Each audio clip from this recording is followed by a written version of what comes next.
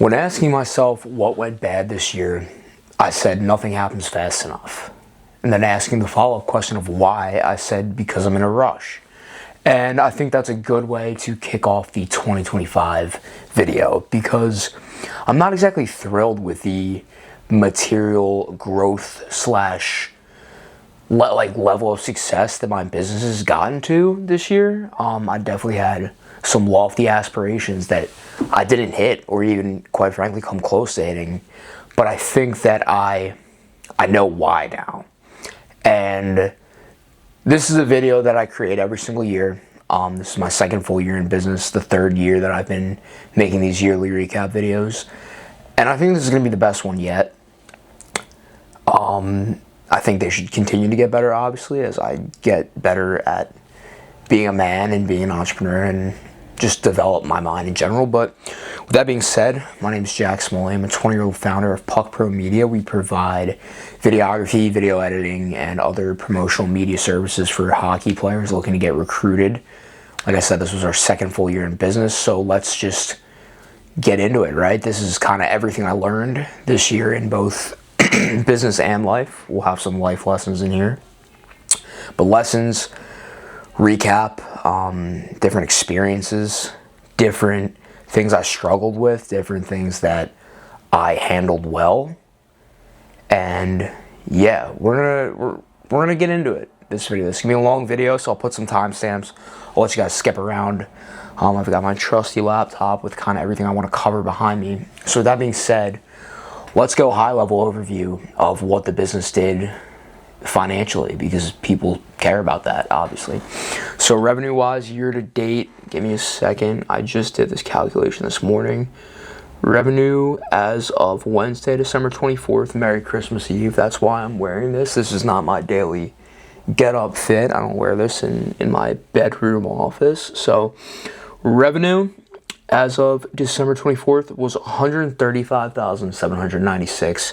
Extremely underwhelming. Wait till you hear profit. You're going to pee your pants because you'll be like, oh my God, you're broke. Okay? $14,508.70. That is the net take-home income that I had this year, okay? I will have a caveat there that is not an accurate representation of what the business itself did profit-wise. I kind of judge my net profit on what I actually take home. And one of the big things I'm going to hit on in this video as far as lessons learned is I spent over $30,000 in investments in myself, like education and talent for my business, like team members. Personal education alone, like over 30 grand. So as someone who dropped out of college, I'm pretty much, I used the vast majority of the business investing in myself as an entrepreneur. So when you hear $14,000 in the year, like that's just what ended up in my bank account at the end of the year. As far as like what the business actually did profit-wise, it was significantly more than that. I couldn't get everything together that quickly this morning. So I know that was my personal take-home income, which is absurd, right? That's like $1,200 a month. But it's real, it's raw, it's vulnerable, because that's fucking embarrassing. Like, I'm extraordinarily embarrassed by the numbers that we did this year, especially the revenue one, because I had much higher hopes for what that was going to be. I mean, if you look back at my videos last year, I was saying we're going to hit $100,000 per month. We're going to have a $100,000 month by the end of the year. And realistically, my business only doubled. Like, we literally only really doubled from last year. Last year was our first year in business. We did around 60 grand, I want to say. I don't have the exact number off the top of my head. And now 135 as of 12/24, like barely double, which sounds good. But like as a startup, like a business this small, doubling should not take a year. You should be able to double your business in a month. And sorry, we're gonna have periodic coffee breaks. Yeah, like I'm frustrated. I'm not happy with how this year went results-wise. This is what I kind of talked about at the very beginning of this video, but there's a lot of other positive things to take away from. So that's the high-level snapshot. 135 in revenue, 14 grand in like bottom line net. Like that's a very conservative estimate because, like I said, I spent over 30 grand on education for myself, and pretty much all the other there was other profit too that I just invested back into the business as far as things that weren't necessarily operating expenses, or like it was profit, but then I chose to put it into certain things, right? So realistically, the net profit of the business was probably, like, it was strong. Like, it was damn near 40%, but I just decided to, I don't need money. I don't need money right now. I need money to survive, and that's it. Everything else I put back in the business, and I feel strongly about that choice, so I'm not complaining about it. And I'll have less taxes to pay, quite frankly, so who cares? With that being said, I touched on the fact that I've made these videos 3 years in a row now. So we're going to talk about the lessons that I've learned in years past. We're going to go 2023 first, 2024 second, and how I feel about those now, right? Are they things that I still think are true? How's my brain kind of evolved since then? I will say that my articulation has evolved a lot. I sounded like an absolute moron in 2023 video. I was like slow, legit, like my brain and my articulation was legitimately slow. Astonishing to see, right? As I'm ripping filler words, 2023, right? Let's get into those lessons, okay? So, the overall theme of 2023, this was like my first year that I got into business, right? It wasn't the business that I'm in now. This is like I said, my second full year of being the owner of Puck Pro Media. But I was into business. I was on my self-development journey. I was day trading. I was drop shipping. I was landscape. Like, I was trying all these different things. Like, I got into the flow. So, like, the big theme this year was just, like, the basic principles of, like, what it takes to succeed. Like, I just started to understand for the first time in my life. I got it. Like, I got it why there were people that were super successful and what it took to get there. Like, it's like the basic principles of winning, essentially. Understanding that the people who are ultra wealthy aren't different. Like, they don't have some superpower. They're just doing the same thing consistently and getting better over time. Like, I just really started to understand the psychology of wealthy people. So that was like a big thing. And then just kind of learning how other people treat you. As an entrepreneur, right? That was a long pause. Sorry, thought I was going to burp my coffee. I'm going to take another sip of the coffee. It's getting cold now. I'm not a fan of this. Just understanding how people treat you when you're an entrepreneur, right? Because it's not the traditional path. People 100% shit on you when you're chasing your goals. It's a normal thing. Like, the people who used to be friends with you, they kind of see it as a threat, or they see it as you're pushing back, or you're trying to be something different, or you think you're better than them. It's a very common thing. I hope this mic is still working. I really have no clue. So yeah, learning how people treat you, basic principles of winning, and just like enjoying the work. Like, for the first time in my life, I got really fired up about working, like waking up and like the pursuit of wealth. And like that completely turned my life around. So all that to say, 2023 lessons. The first one I had on this list was the way people treat you is a direct reflection of how they feel about themselves. Not much to add here. That's definitely true. I 100% agree with that. The importance of speed between losing and learning. This is a good one. I think this was actually a pretty novel insight for where I was at, like intelligence-wise at the time. Just like how quickly can you go from struggling with something or making a mistake to turning that into productive action. Or if you're like frustrated or you're sad or something's going wrong, like how quickly can you just snap that and get going, like pivot? How quickly can you pivot to turn in the right direction? I think that's something I try to still put a lot of focus on, not get too down on myself, and keep things going even when you are struggling. The next one I had was the more you track, the more you win. I probably didn't need this lesson at the time. You actually don't need to track that much when you first get into business. You kind of have to understand very basic things and just like ram your head into the wall. But now that I'm becoming more of a CEO and less of a sole operator, it is super important. So like this lesson then probably wasn't super helpful or super true. It might have been even a little bit paralysis by analysis. But now I'm starting to understand that like knowing your numbers is everything. Everything. Like I dramatically underestimated what I should know about my business. Like there was a point in time this year where I recognized like I am ignorant about what's happening inside my business. And that's not something you should ever say as the leader of the company. So that was a lesson then. I mean, sure, to a certain extent, it's always important to kind of like know data around certain things, but maybe it wasn't in 2023 when my business was doing like $1,000 a month. Probably not super important. It's like, hey, dummy, just sell more stuff, right? That would probably solve your problems. All right, the next lesson, people don't think what you're doing is cool. This was a painful realization, right? You go into entrepreneurship with this huge ego, thinking that, oh, like, women are going to think it's hot. Guys are going to respect you. People are going to want to be like you. It's like, oh, look at Jack doing his own thing. He's so cool. Nobody gives a shit, bro. People are focused on their own life. And especially, like, if you're not winning big, if you're just getting stuck, like, nobody cares. You get no attention or social clout from entrepreneurship, despite what people try to say on the internet, until you're, like, balling like that. And even then, I don't even know if that's why people get recognized when they're balling, right? I think it's more than just the money.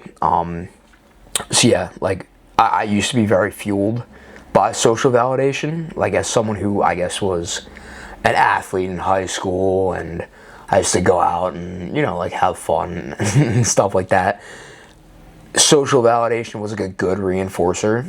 Like it was something that I like actively pursued, and you have to learn how to let go of that in entrepreneurship, because nobody will reinforce your decision to start your own thing or think it's cool at all. Like that's just not how it goes.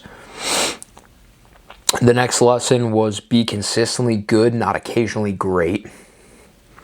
That's a good one, right? It's more about just like, how can you be better on your bad days than most people are on their good days?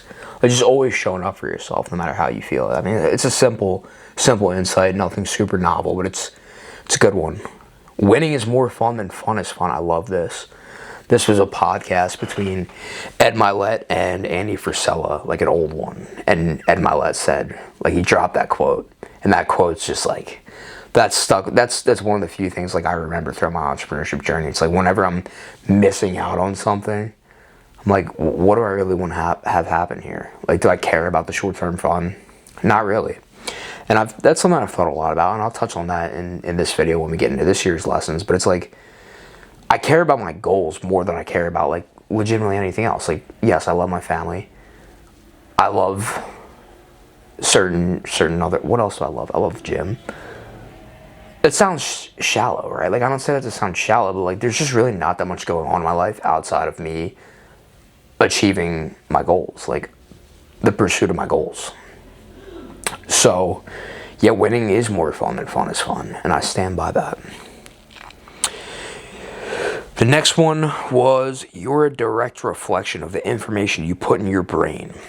That's true. That's when I first started to get into, I was really lucky. The first people I like started listening to on the internet were Alex Hormozi and Andy Frisella, and those are still like the two central like online mentors that I have in relation to business and advice. Like I genuinely don't think there's anyone better out there than those two. Like if you, people act like Alex Hormozi is some kind of guru. He's just there are tons of people out there that are like him and that are big like private equity guys that are doing their thing, and they're that level of like intelligent and tactical, but they just don't have a personal brand. So nobody would call them a guru. Like, whatever. He's the GOAT.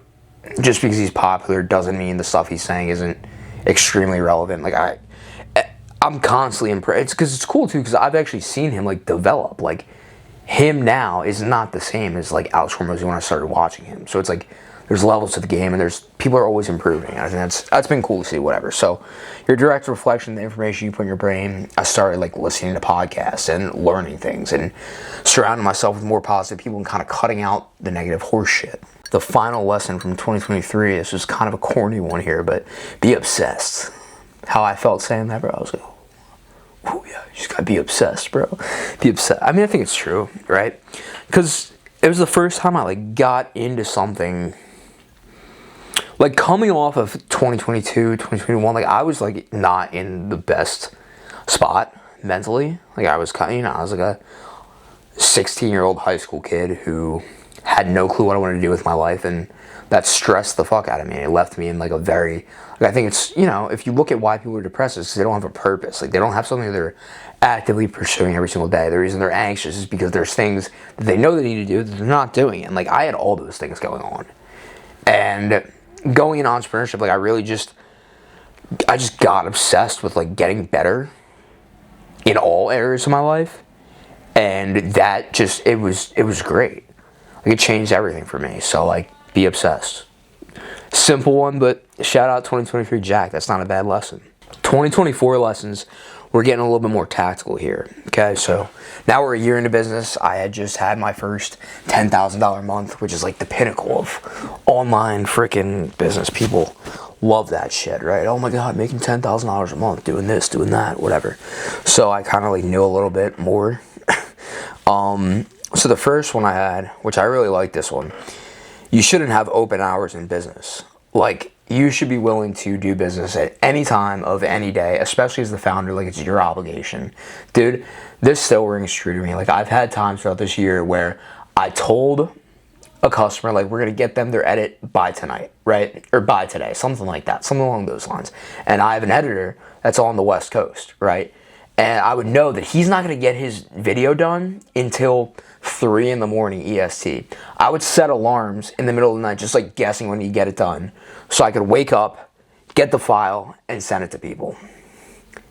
Because then you're keeping your promise, right? Like, you have to, like, I've had freaking leads, like, completely unqualified leads who can barely speak it, like some kind of like just weird scenario where it's someone who doesn't really speak English super well for whatever reason. They're calling me at 2 in the morning.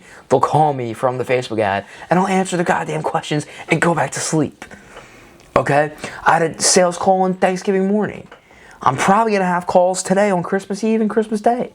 Like, as an entrepreneur, you don't escape your business. Like, you really don't.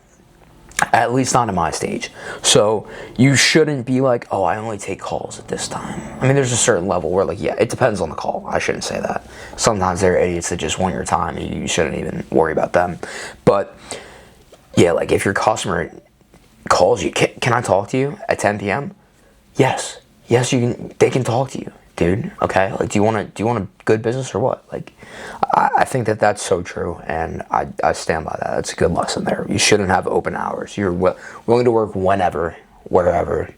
That's the rule. Number 2 is a lesson that I wish I would have followed a little bit more in 2025, right? I mean, so I'm going to make sure that I don't repeat any of the lessons that I had in this past video, or the lessons I'm going to state today for 2025, because this was an obvious one that I kind of like blatantly disobeyed many times throughout the year.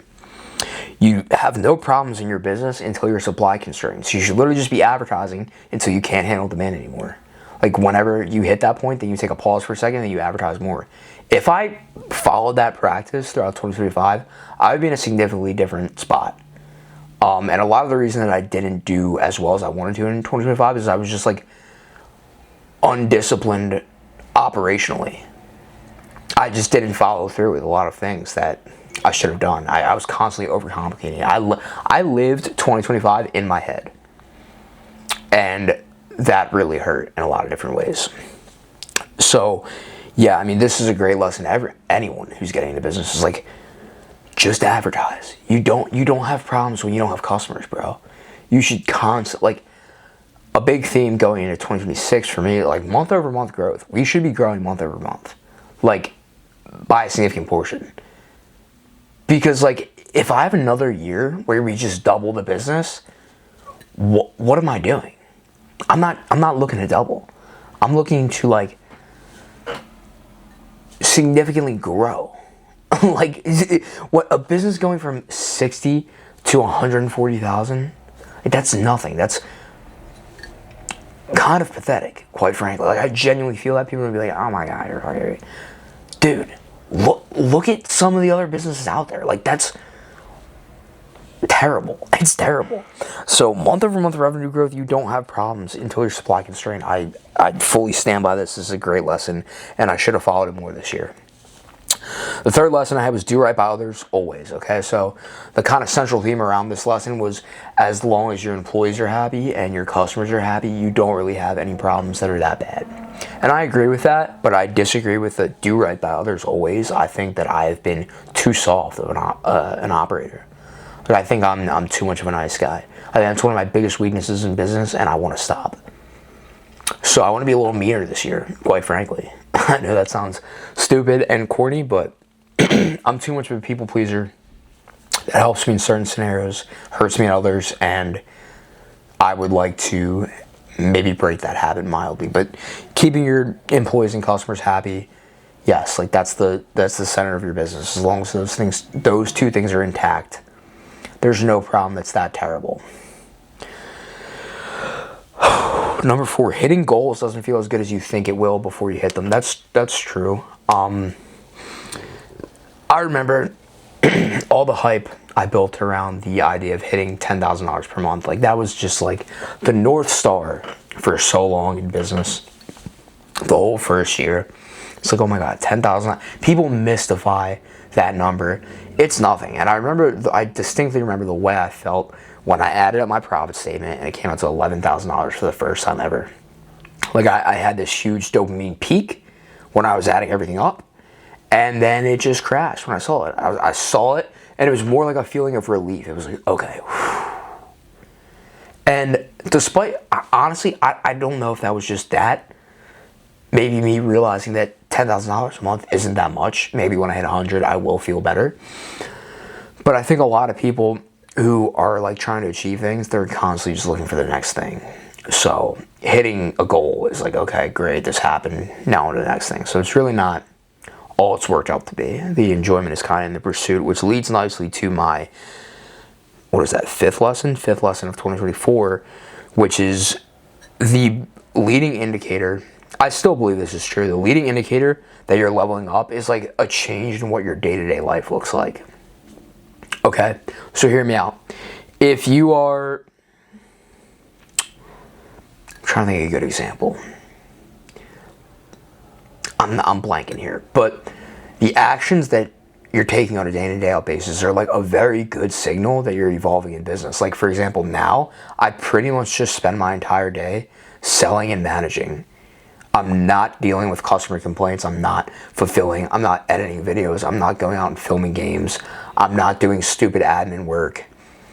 That in and of itself, the fact that the actions I'm taking now are different, it's like I'm a level above that now.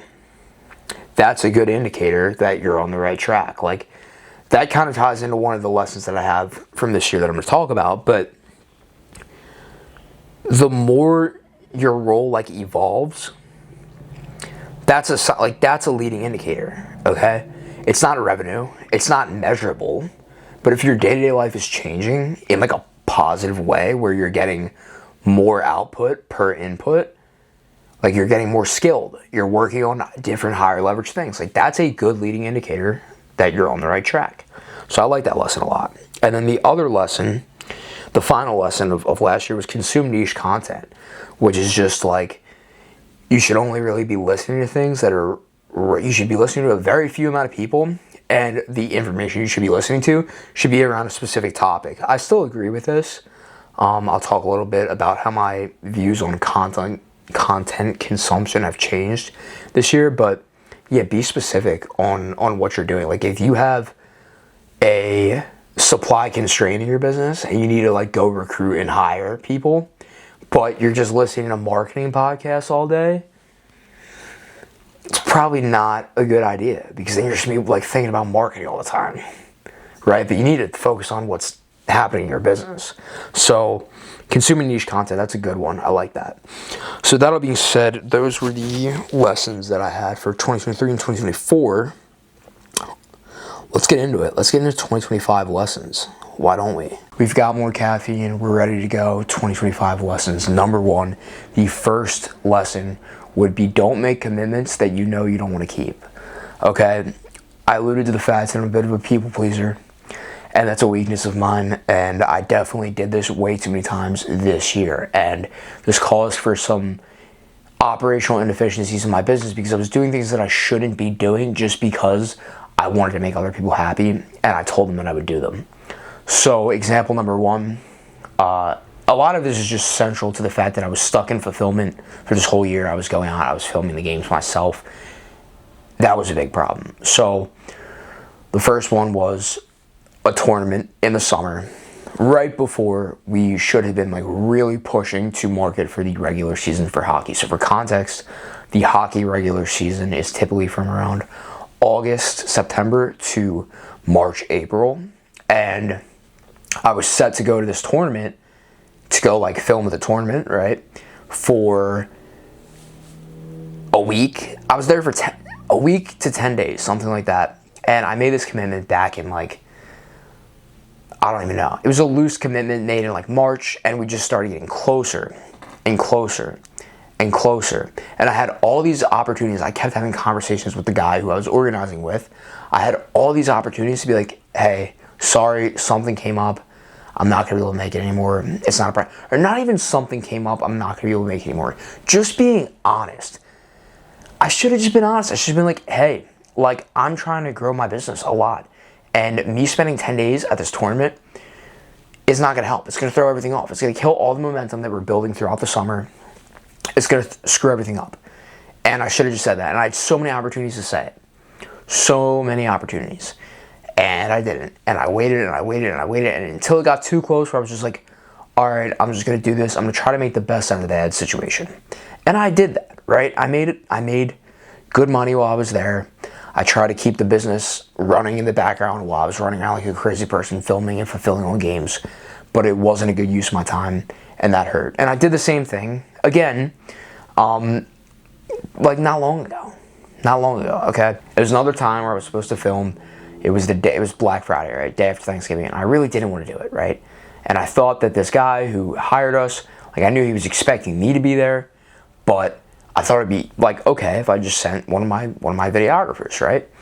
But it wasn't okay. And the closer I got to this event, I just realized this guy like really wants me there. He really wants me there. But guess what? I already made the commitment. Like I told him I would be there, and I haven't changed anything up to this point. So it became another thing where I was like, all right, I'll go. I have to go. I'll make the best out of the bad situation. But after that one, I learned, I was like, I can't be doing this anymore. Legitimately, November/early December, it got super miserable because I had been telling myself I didn't want to keep filming games and working in the weeds of like fulfilling on the business. I've been telling myself that since August, like the start of the hockey season, and I never escaped. I stayed in because it was comfortable. And a lot of that was just because like commitments that I made to people that I shouldn't have made, right? If I knew that I didn't want to work on Black Friday, well, work in that sense, of course I wanted to work, but I wanted to be at home calling people, making ads, doing things like that, instead of out filming, I should have said that. I shouldn't have said yes, but it's my gut instinct as a people pleaser to say yes, to make people happy in the short term, and then maybe find a way to like weasel my way out of it. I've done that before, right? But it's not the best look, right? And it's definitely not good when you don't find a way to weasel your way out of it and you're stuck in a commitment that you didn't want to be in the first place. So that's something I'm putting a big focus on in 2026 is like saying no. Just learn to say no, dude. Don't make a commitment that you don't want to keep. It's a terrible plan. So that's lesson number one. I think that leads nicely into the next lesson, which is the more you let go of, the better your life gets as an operator. There are so many things that I used to spend my time doing in my business that I'm not doing now. But guess what? When you do that, like it's not like responsibilities magically disappear. There's just more stuff that's more important that you can do, right? Like I have the time to make this video right now because I have other people editing customer projects for me. Or else I wouldn't have the time to make this video on Christmas Eve. I'm probably gonna spend 2 hours recording this video, probably longer making it. But I get to do that. I have the privilege to do that because I have placed people in different positions where it's no longer work I have to do. And as someone who's very much like a product-focused entrepreneur, like if our customers aren't happy, if our stuff's not perfect, like that sucks the most for me. Like I can't handle that. So it was really hard to let go of certain things. Like I mentioned, letting go of filming the games. I'm like, oh, no one can do this as good as me. That's stupid. Our team is now definitely at my level, and ideally pretty soon should be above, because I'm nothing special. I just know how to film a hockey game, and I know how to make people happy. I'm getting off track, but like I can just list thing after thing after thing that I let go of this year in my business, and how much better that has made not only my quality of life, but yeah, my quality of life. Like not only my business, but also my quality of life. That's more what I meant to say. I wake up and I get to work on more of the things that I like doing and less of the things that I don't like doing. And in turn, that makes our business more money, because I can be more efficient. I don't have to worry about certain things. And we're still ironing out the kinks here, right? Like I probably still have too much control, but I've been reinforced through letting myself step back, handing things off to other people before I'm like fully comfortable with them doing it. And we figure it out. And now this is going to be the third weekend in a row that I haven't been out filming games. So this is a very recent change for me, and like it's awesome. It's a great feeling. I can live my life in a much more productive and enjoyable manner, and we can actually do the things that grow the business and move the business forward, which is huge. So yeah, the lesson would be, the more you what was these guys writing? Yeah, you should the more you let go of. Yeah, the more you let go of, the better your life becomes. Like in business, the more different tasks you let go of, the better your life becomes. And that's something that I will continue to be trying to do throughout 2026, because ideally I would like to just be calling people and making ads and going out and shaking hands and kissing babies and doing all things like that, where we're bringing home money. Because to hit the lofty goals that I have, that's what I'm going to have to do. I can't be spending time fixing videos or going out and shooting a game. Like I can't be doing that. So let go of more stuff. You won't regret it. It'll be helpful. It'll be good for the business. That's lesson number 2. This is one I really like, and if you're a service-based business, you should definitely listen up. You should always be resetting your standard for what's expensive. My money psychology this year has like changed so drastically. I used to think a $500 sale was like big freaking deal, right? Like huge. Now we're casually selling like $1,000 packages, $2,000, $3,000. Like yesterday I did $6,000 in cash collected. Once you like, life gets better when you start selling to rich people. That's the truth. So we are 100%. We've niched down this year, so that's one thing. And we've also just like got a better offer stack, where we can confidently sell numbers that in the past used to be like unbelievable to me. I remember the first time I talked about this in my Q1 lessons video. The first time this really rung true to me was February. We went to the Pee Wee Quebec tournament, which is like a big hockey tournament for the people that don't know. And I did like a 3-pronged offer. The top package was $2,300. People were buying it like it was no one's business. And I was astonished. I legitimately, I can tie that. This is kind of a separate lesson, but I'm tied into this one. I priced those with the idea of like not a lot of people buying, so we need to make a lot of money per customer. And then it turned out that like $2,300 in the grand scheme of things is not that much money, and people will happily pay that. So like I've even seen this on a per game level, where this time last year we were charging $150 for a game. We just raised our prices to $300, and there is not a drastic difference in close rate. If you have a good product or service, you should always be raising your prices. You should always be going after those bigger packages. It's just continued to ring truer and truer for me. Like we have a customer who pays us $1,500 a month. Like their package that they're currently like finances, it's like $11,000 or something like that. Like that's a lot. I just sent a quote the other month for $40,000. Once you start getting into those bigger numbers, like that's just better, dude. It's just a better way to live. Like you can do so much more for your customers if you have less of them, and the ones you have are paying you more. So you should always be raising the bar for like, how much should we charge for this? What's like the minimum investment of someone I want to work with? Because the truth is, the people who have more money to spend are going to be easier to deal with. There's some caveats, right? Because I mean, they are spending money and they want to get the value for that.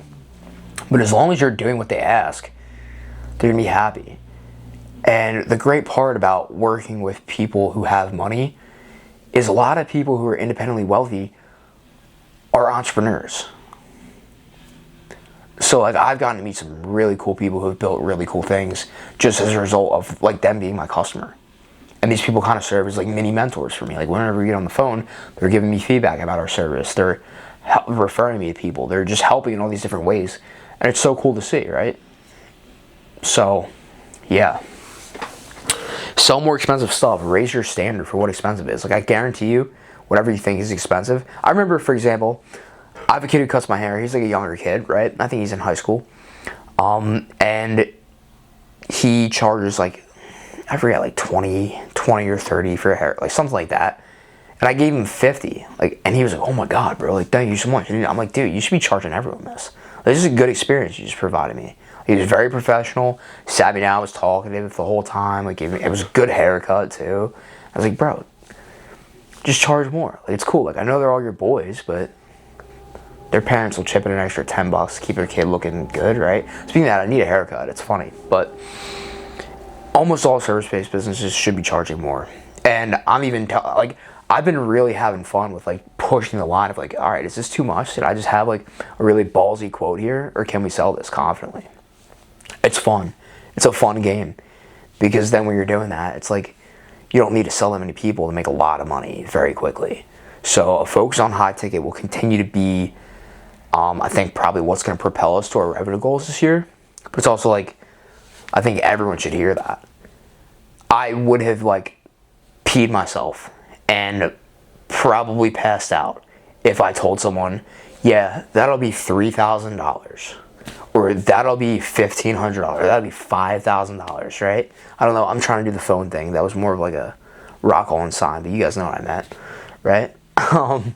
But like, they're just numbers, and the quicker you realize they're just numbers, you'll also be more comfortable spending big numbers. Like when I talk about the beginning of the video, I spent over $30,000 on education for myself this year. Like, that's unfathomable. I don't think we even made $30,000 in profit last year to be able to spend. That was an unheard of number, okay? So, and I think if you want to get like really, really wealthy, you should always be just resetting your standard for what a lot of money is. Like I used to think $1,000 was a lot of money. Now I don't. $1,000 move in and out of my account every single day. So, yeah, that's lesson number 3. This is a good one. Maintain momentum at all costs. In October, I was peaked, dude. This was peak momentum. I had been dieting for a while, so I was like really strict to my diet. I lost a good amount of weight. I went through a good fat loss phase, so I was like looking very good. I was like the most lean I had been in a while.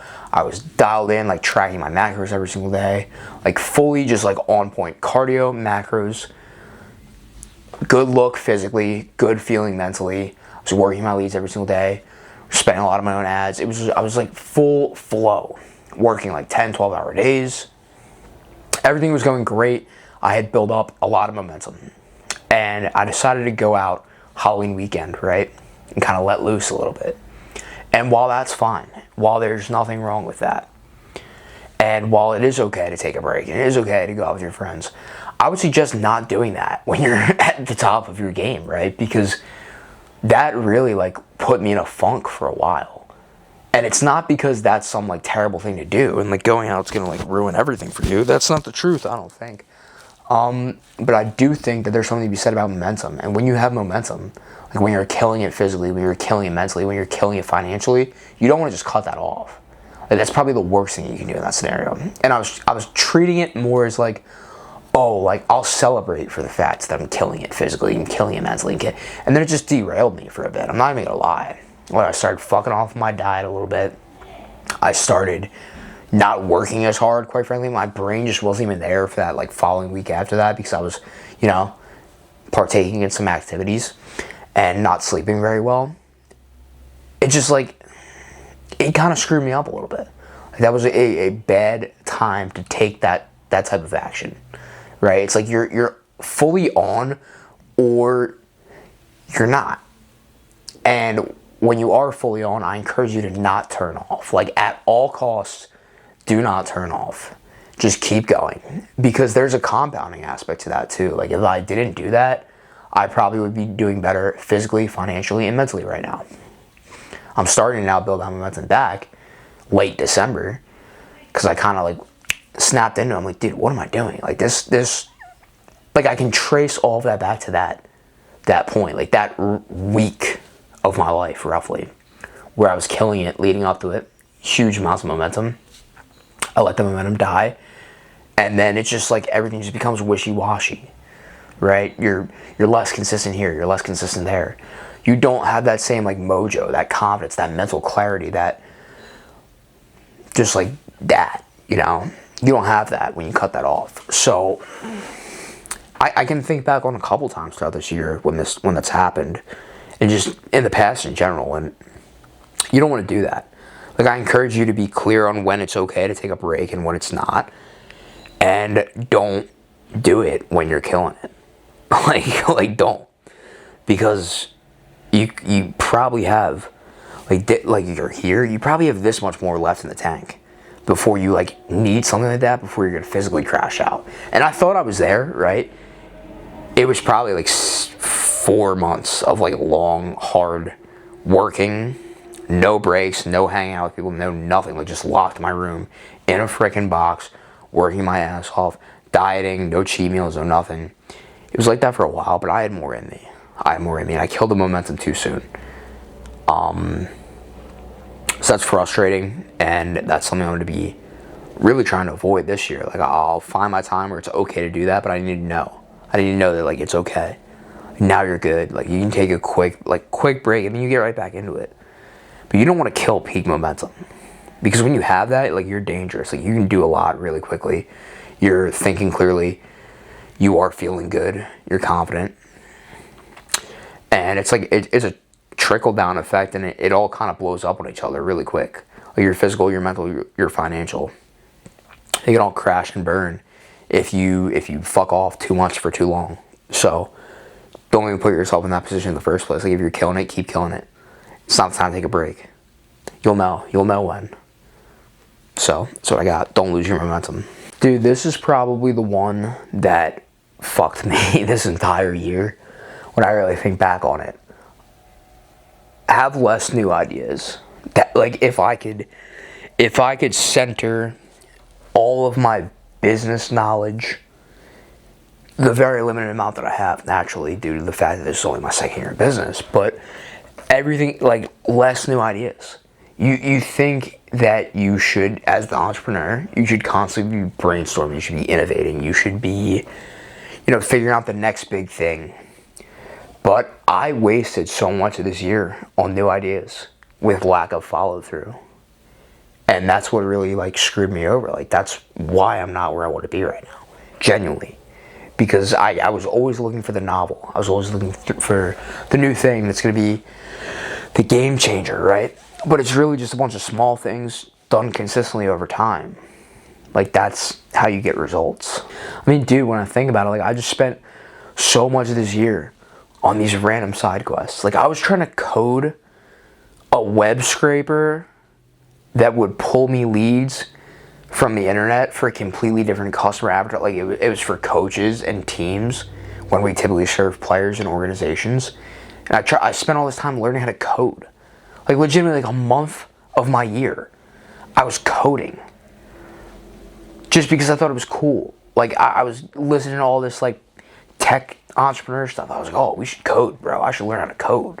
That's what founders do, bro. That's what cool fucking founders. I'm like, yeah, you're an idiot. Looking at this now, wasted all this time. And then just like countless random marketing campaigns throughout the year that led to nothing. Stupid things. Like, new ideas are an entrepreneur's kryptonite. Genuinely. And I know that's so counterintuitive to like what you think. You naturally think, oh, you're the innovator, you're the visionary, you should always be thinking of new things. No. You should be executing on the few things that actually matter. And I don't know where I like lost this, because I've always like, not always, but I think over this past year I got a lot more focused, right? But reflecting on that now, the focus was more on like the outcome And I was actually, like, in reality, all over the place as far as my inputs. So it was like, okay, output, $100,000 per month. That was my central goal this whole entire year. We didn't even come close. Not close. We're doing 20 right now. We're going to do 25 this month. That's a quarter of what I shot for, right? And it's only double what we were doing this time last year. Like, truly pathetic year, growth-wise. And that's because I couldn't buckle the fuck down and stop, like, just eliminate the noise. Like I said earlier, like, I lived 2025 in my head. I was always thinking of all these different things we have to do. I was watching all this content, like, oh, this is the thing we do, this is the thing we do, this is the thing we do. Just have less new ideas, and your business will be significantly better. Like, if you literally changed nothing. If I changed nothing all year and just continued to scale our ads and hire videographers, like, if I just did those two things. But no, I wanted to learn how to code, bro. Let's code. Let's try this new marketing campaign. Let's try to launch in 5 different cities at once when we don't even have a full calendar in the city we started in. Like, what was I doing? Like, new ideas were they were my kryptonite this year. They might not be every answer. That might have been a generalization back then. But, like, they fucked me. They brutally fucked me this year, having new ideas. So, just after recognizing that this past month, I've tried to spend a lot less of my time thinking and more time thinking and consuming, right? Because I think a big issue of new ideas is, like, if you're listening to all this educational stuff on the internet, you're gonna get a ton of new ideas. So that's why I think it's actually more important as an entrepreneur to, like, at first, you need the motivation stuff, right? You need the Andy Frisella, you need the Tony Robbins, you need the Ed Mylett. Then you need the tactical stuff. You need the Alex Hormozi, the Ravi Abuvala, the Frank. These are just people that I listen to, right, for tactical stuff.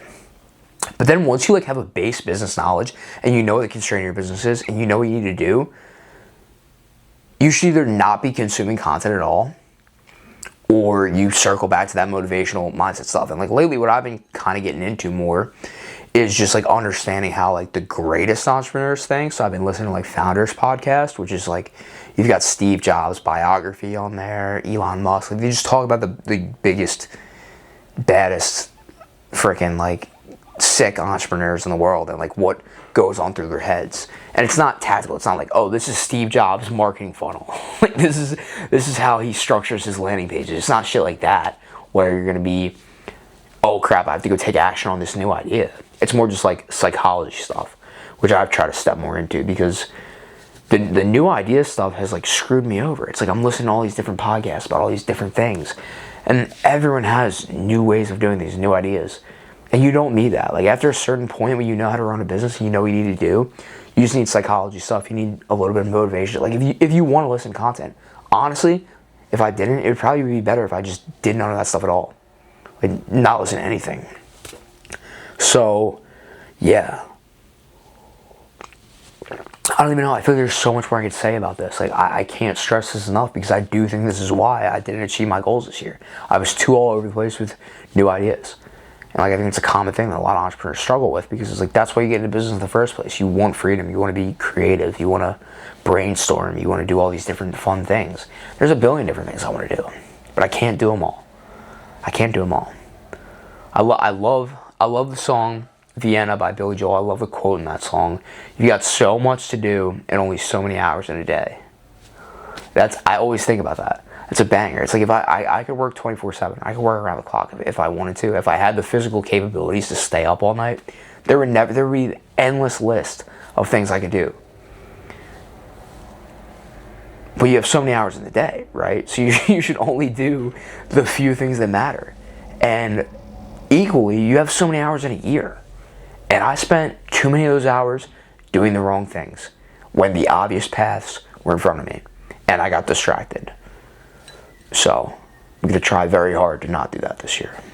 The next lesson I have that I'm going to be taking very seriously going into 2026 is less planning, more selling. You should be aiming for month-over-month revenue growth as the founder. Like, I seriously believe that, because if all I did this year was just focus on month-over-month revenue growth, we would be a lot farther and significantly closer, if not have hit the goal that I wanted to, by now. Like, definitely, without a doubt, if I just focused on that. If I just focused on growing every single month. There's 12 months in a year. You don't have that much time. So if you want to make big changes on like an annual level, you have to grow each month. Like, there's no reason you shouldn't be, honestly.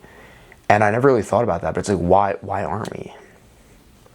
Like, that's a pretty good metric. Like, as long as your customers are happy, like as long as it's not a dilution of customer experience that's causing you to scale, and as long as you're doing so profitably, honestly, maybe not even profitably. If you have to invest in growth to be able to get to that next level, maybe I even eliminate that caveat. Like, you just month over month revenue growth. I spent so much time planning. Like, the fallacy that I had about scaling a business was that you need to be prepared to scale to the next level. But realistically, the only way you prepare is by scaling, realizing what's fucked up, fixing it, and then scaling the next level. It's like you're always prepared behind the level of scale.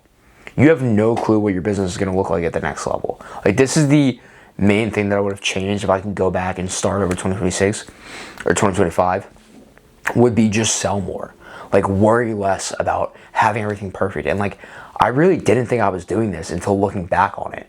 But like Q1 of last year, might as well put it in the toilet. We didn't do anything to move the business forward. I spent all this time trying to make everything perfect. Oh, I need to do all this data to understand my LTV to CAC ratio, which is naturally a very important ratio in business, but I was just collecting all these numbers that I didn't have any plans to do anything with, and I didn't need them. But I was collecting data for the sake of collecting data because I thought that's what people do when they want to scale a business. I thought that drafting out a lengthy mission, vision, values, val statement is like something you do if you want to scale a business. It's like, yes, you should have these things in your mind, but I think they're a lot less important than what most people talk about, especially if you're not even going to use them. So this is the other problem. It's like, we made all these perfect SOPs so many times throughout the year. We were just making all these perfect things that like a week later, we weren't even using because they became irrelevant, right? So I spent all this time trying to build the perfect foundation for a scalable business, and that doesn't exist. Like, you're going to scale to that next level, and then that stuff that you just spent all this time working on that you thought was going to be the solution or the glue that holds everything together when you get to that next level, it doesn't matter anymore. So you should be selling ahead of what you're ready to sell.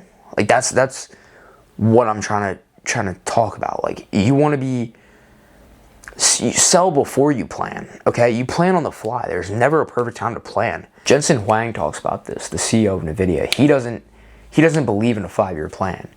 He's you just plan constantly. You're constantly planning for the next level. And I think that's more the approach that I'm trying to communicate to you, is that you grow, you focus on growing, and then you plan as you're growing. You just plan for the next stage of growth while you're already pretty much there. Like, you figure things out on the fly.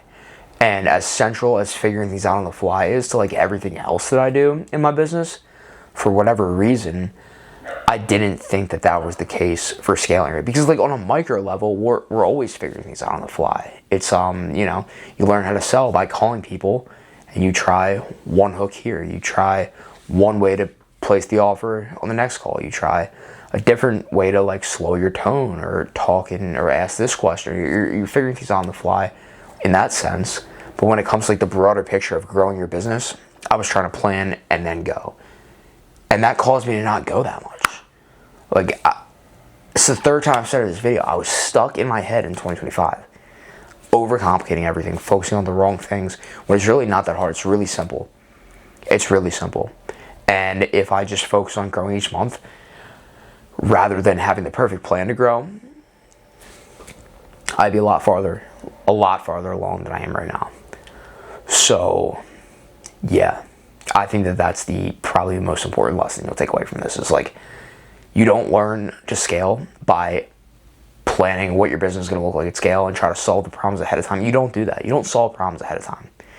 You create the problems by injecting more demand into your business and selling more revenue, and then you figure them out.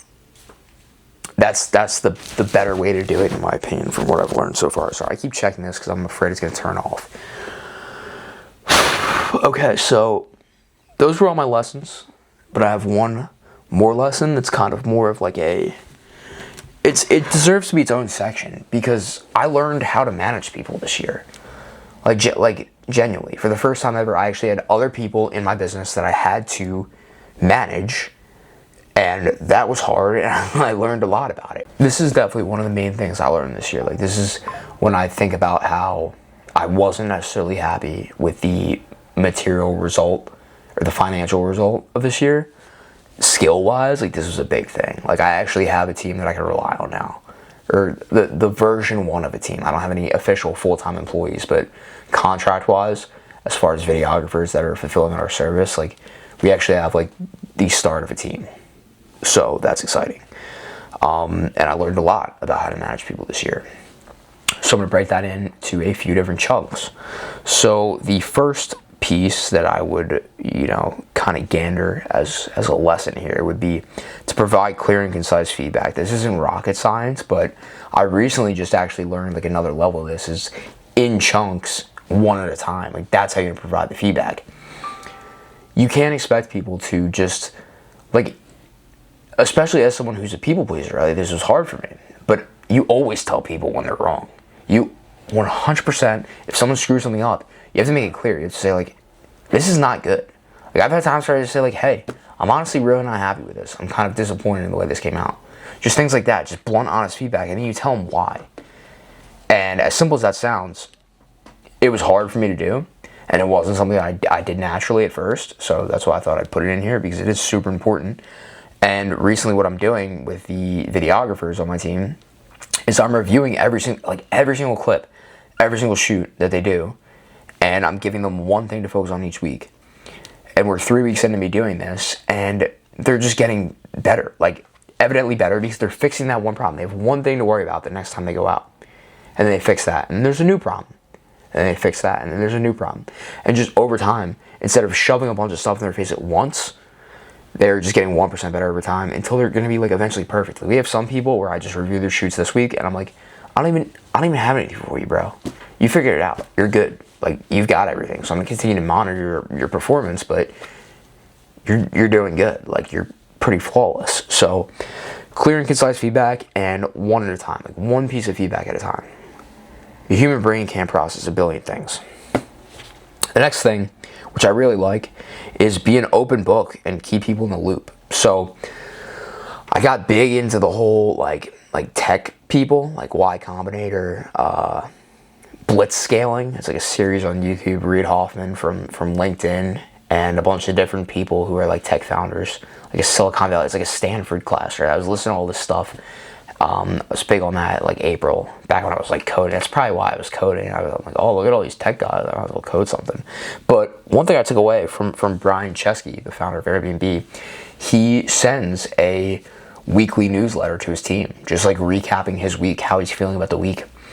And I took that idea and I created This Week at Puck Pro, where essentially each week I send, and it was an email for a while to just a few people. Now it's a Slack message to everyone, where I just tell everyone, like, okay, this is what we did this week. This is what we're focused on next week. These are how many shoots we did, how many new customers we got. Just like tell them everything. And whenever people ask questions, I'm never afraid to answer. Like, I'm happy to tell people what's going on in the business. When we hit the big growth in revenue from September, we did like $8,000 in revenue, and then October we did like $23,000 in revenue in October. I told my team, I'm like, this is the exact amount that we made. A lot of people are afraid to do that. It's like, why would I tell people how much we're making? They're gonna think they're not making enough. By the way, if someone is stupid enough to be like, oh, the business is making this much, why aren't I making more? You don't want them on your team anyway. If someone deadass said that to me, it's like, why aren't I making more if you guys are making this much? Hey, bro, like, there's all their expenses. It's not like I'm just taking home this amount in profit. Like, whatever. Some people are stupid, and you don't want to deal with those people. So yeah, be an open book. Keep people in the loop. That definitely, I've seen it. It like encourages people, or not encourages people, but excites people rather, because you're showing them like the business is developing each week. And if you just give people one job a week or a job here and there or whatever, and they're all over the place and they don't really know what's happening, it's way easier to keep people bought in if you're showing them like, hey, like, you might not have had any opportunities this week, but this is what we're doing together as a team, and you're a part of that team. Even if you didn't do anything this week, this is what we've built, and your opportunity will come. And I think that's big. I thought that was a big thing that I'm going to continue to do as we grow. Next one, paint a clear vision and provide a path for growth.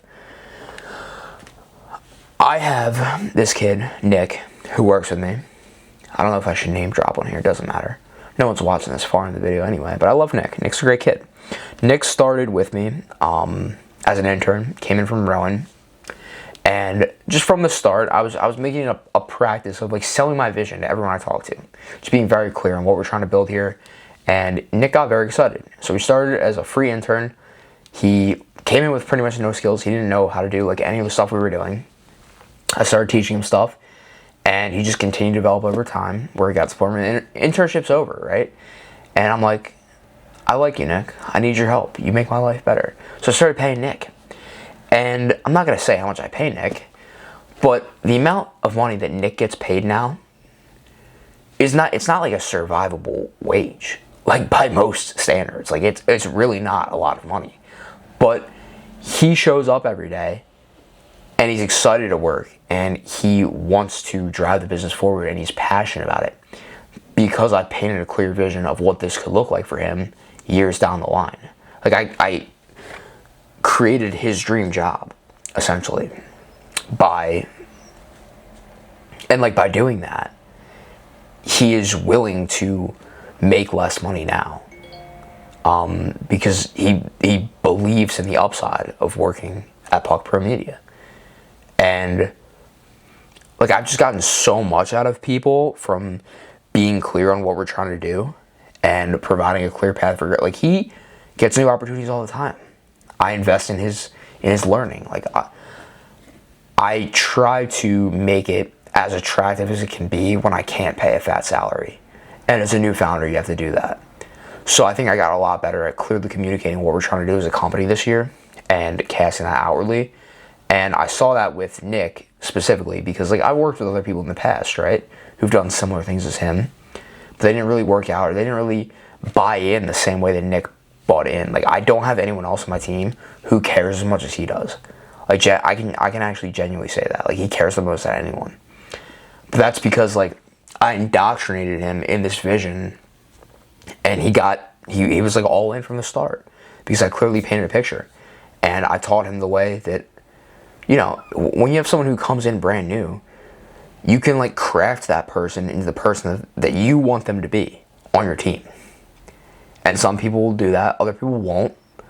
But he did, and it's just been really cool to watch him develop and see how much he like, you know, no one's ever going to care as much about you. I mean, no one's ever going to care as much about your vision and your goals for your company as you are as the founder, right? But if you can find someone who's even like 75% there, like that's huge. And he really cares a lot. So it's been cool to see, and that came as a result of me clearly painting that vision right away and telling him, hey, if you stick with us, like you're gonna get this opportunity, you're gonna get this. And then reinforcing that through the actions. Like he doesn't just sit around and not get new things to do or not get new opportunities or not get new benefits of working with us. You have to say things, but then you have to back them up with, you know, constant reinforcement. So there's that. How to manage I'm reading my notes. The next note would be hard conversations are make or break. This is actually also about Nick, right? I learned a lot because he's probably the person that I manage the most. He's the most involved in the day-to-day business outside of me. So I have a lot of experiences with him. And there was a point in time where he had just transitioned from like the intern role to a paid role. And he was kind of like, he was feeling very work-life balancey, right? And I'll say it, I don't like that shit, okay? I think if you're gonna work with me, if you're gonna work like at a startup company and you're gonna be like one of the first integral people of his team, like I want very high standards of you. Like I don't want you to want to you're taking the weekends off just because of the weekend, for weekend's sake. It's like, nah. We don't do that. The weekends are the busiest time of the week for us. That's when we're fulfilling on all of our jobs. The weekends are fucking chaos. Nobody takes off weekends. Okay? And I remember calling him. I was like, hey bro, like we gotta talk. because I was gonna like, let him go. I was gonna say like, this isn't working. I started to say, I'm like, Nick, you know, man, like, I love you. I think you're a great guy. I fully respect the fact that you take the time on the weekends to do these things and, have fun and do all this, and you don't necessarily want to work on weekends. You want to have a chiller time. I totally respect that. That's not going to work here. So I called him up. I'm starting to say this. And he's like, bro, like, if weekends are the make or break, or like, if that's going to be the thing, he's like, I'll definitely work on weekends. And I'm like, okay. And I got off that call, and I'm kind of like, damn, was I too nice? I should have just gotten rid of him. People won't change. People won't change. That's how I was feeling in my brain. I'm like, if he's not doing it automatically, he's not going to change to it. That couldn't have been farther from the truth. That hard conversation, which I was like, literally like about to throw up about, decided to come tell this guy who's like super nice. Like, he's the nicest kid ever. He's a great guy. But he wasn't performing at the standard I wanted him to. I was about to call him. That's what I said, like, this isn't going to work. And that was like so sickening to me. And then even after the call, I was like, ugh, like, I felt gross because he was so nice about it. He was like, I'm going to change. But like, looking back now, he's a grinder, dude.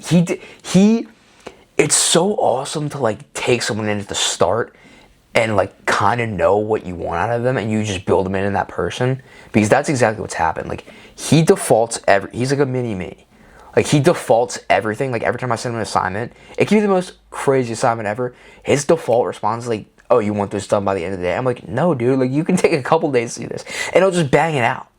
Doesn't matter if it's a weekend, doesn't matter if it's 11 a.m. on a freaking Tuesday. He's always getting it. Like, he changed as a result of me having that hard conversation. So I could have done two different things. I could have just like ghosted him and slowly escaped from it. I'm like, oh, no, we're not going to work with you. Sorry, Nick. And never told him why, never had that conversation. Or I could have just accepted the fact, like, all right, Nick's okay, but he's not going to work on weekends. I had the conversation, and then he's literally now like, I've watched him learn to like love working. Like, he's gotten into like that mode, and that's been so cool to see. And that hard conversation kind of sparked everything. And I have other examples of hard conversations I've had throughout this year, but like, I don't think any of them are going to illustrate that as well as this one did. So there's that. The final little mini management lesson for this segment would be how many times, it's more of a question with an answer, is how many times you let people screw up before you let them go.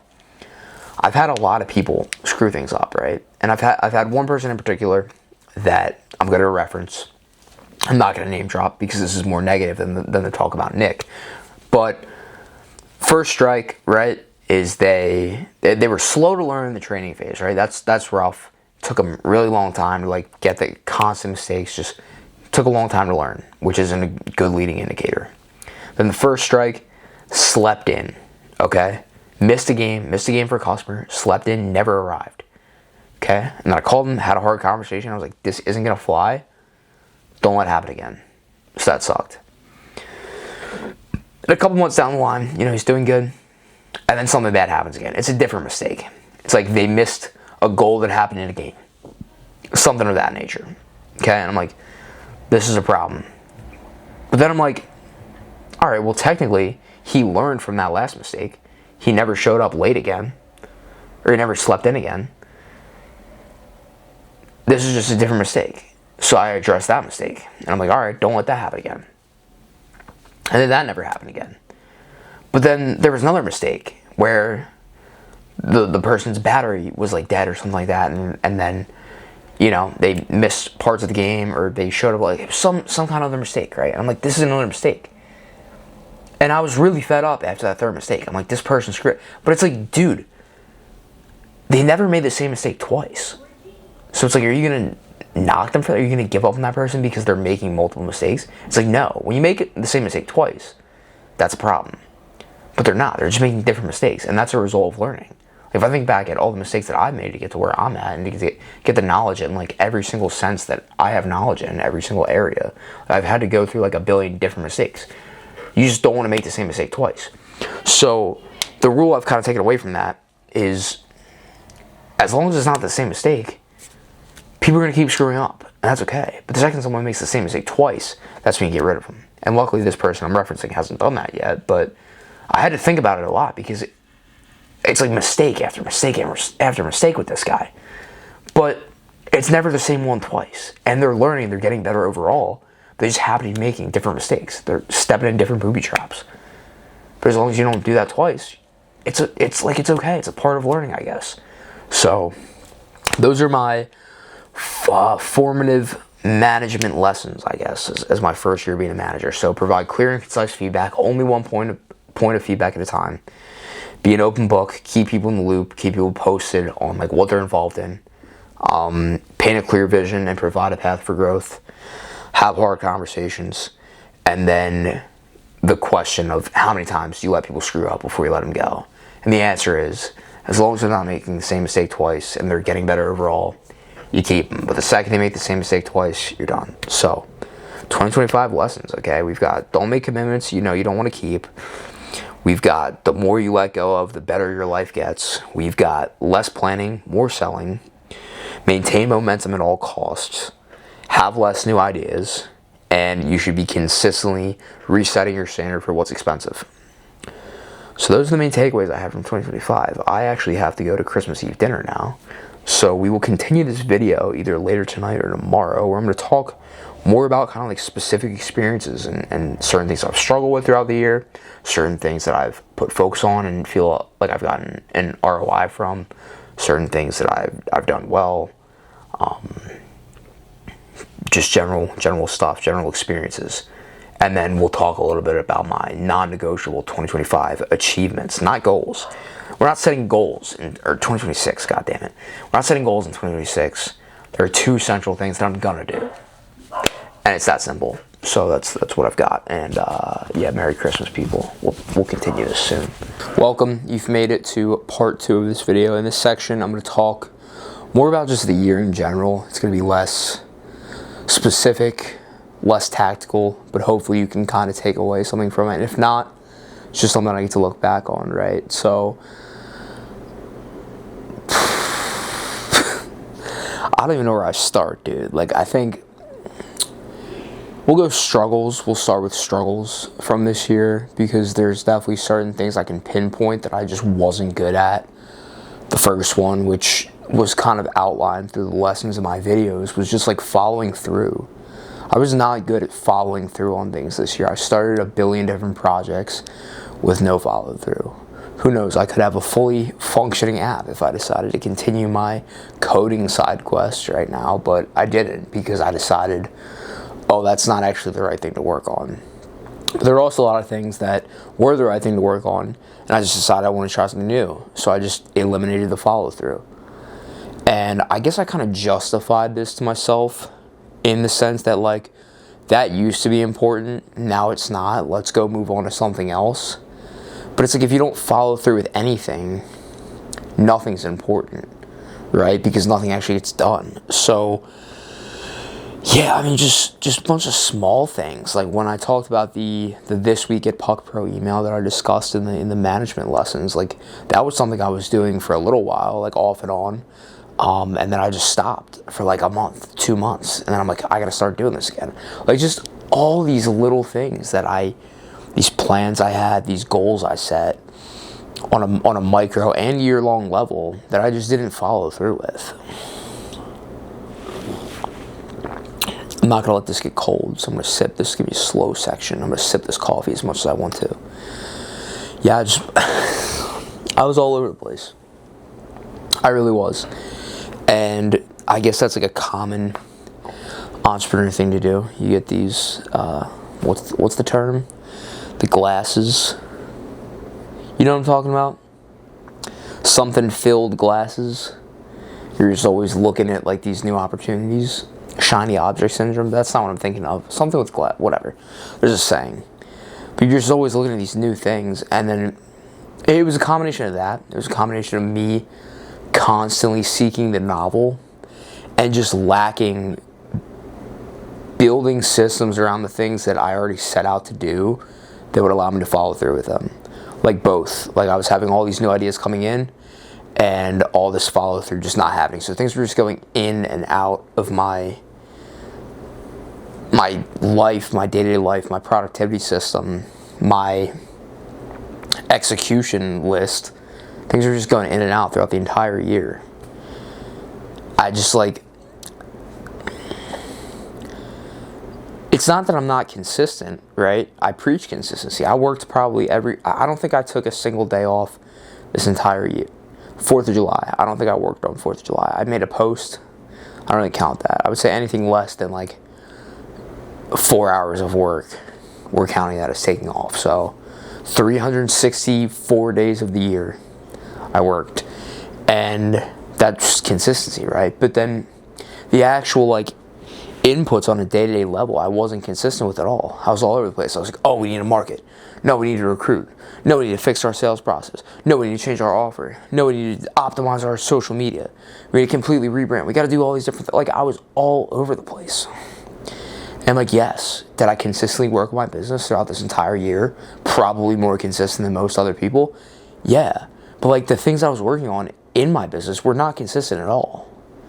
And if you want to like really attack a constraint, which there's only one thing holding your business back from growing at any given time. Like, there's a clear next step of like, oh, you have to solve this. And you can already think of the billion different next things, right? But at any given time, there's one thing that'll unlock growth in your business. And if I just more violently attacked the constraint at any given point in my business, where I was taking like, okay, a 3-month chunk where I'm only going to do this. A 1-month chunk where I'm only going to do this. A 2-week chunk where I'm only going to do, like, if I just broke, I just need to follow through. I didn't follow through all year. So I can list a billion different things that I started and nothing became of them. Because I was a new idea, going crazy, all these different things.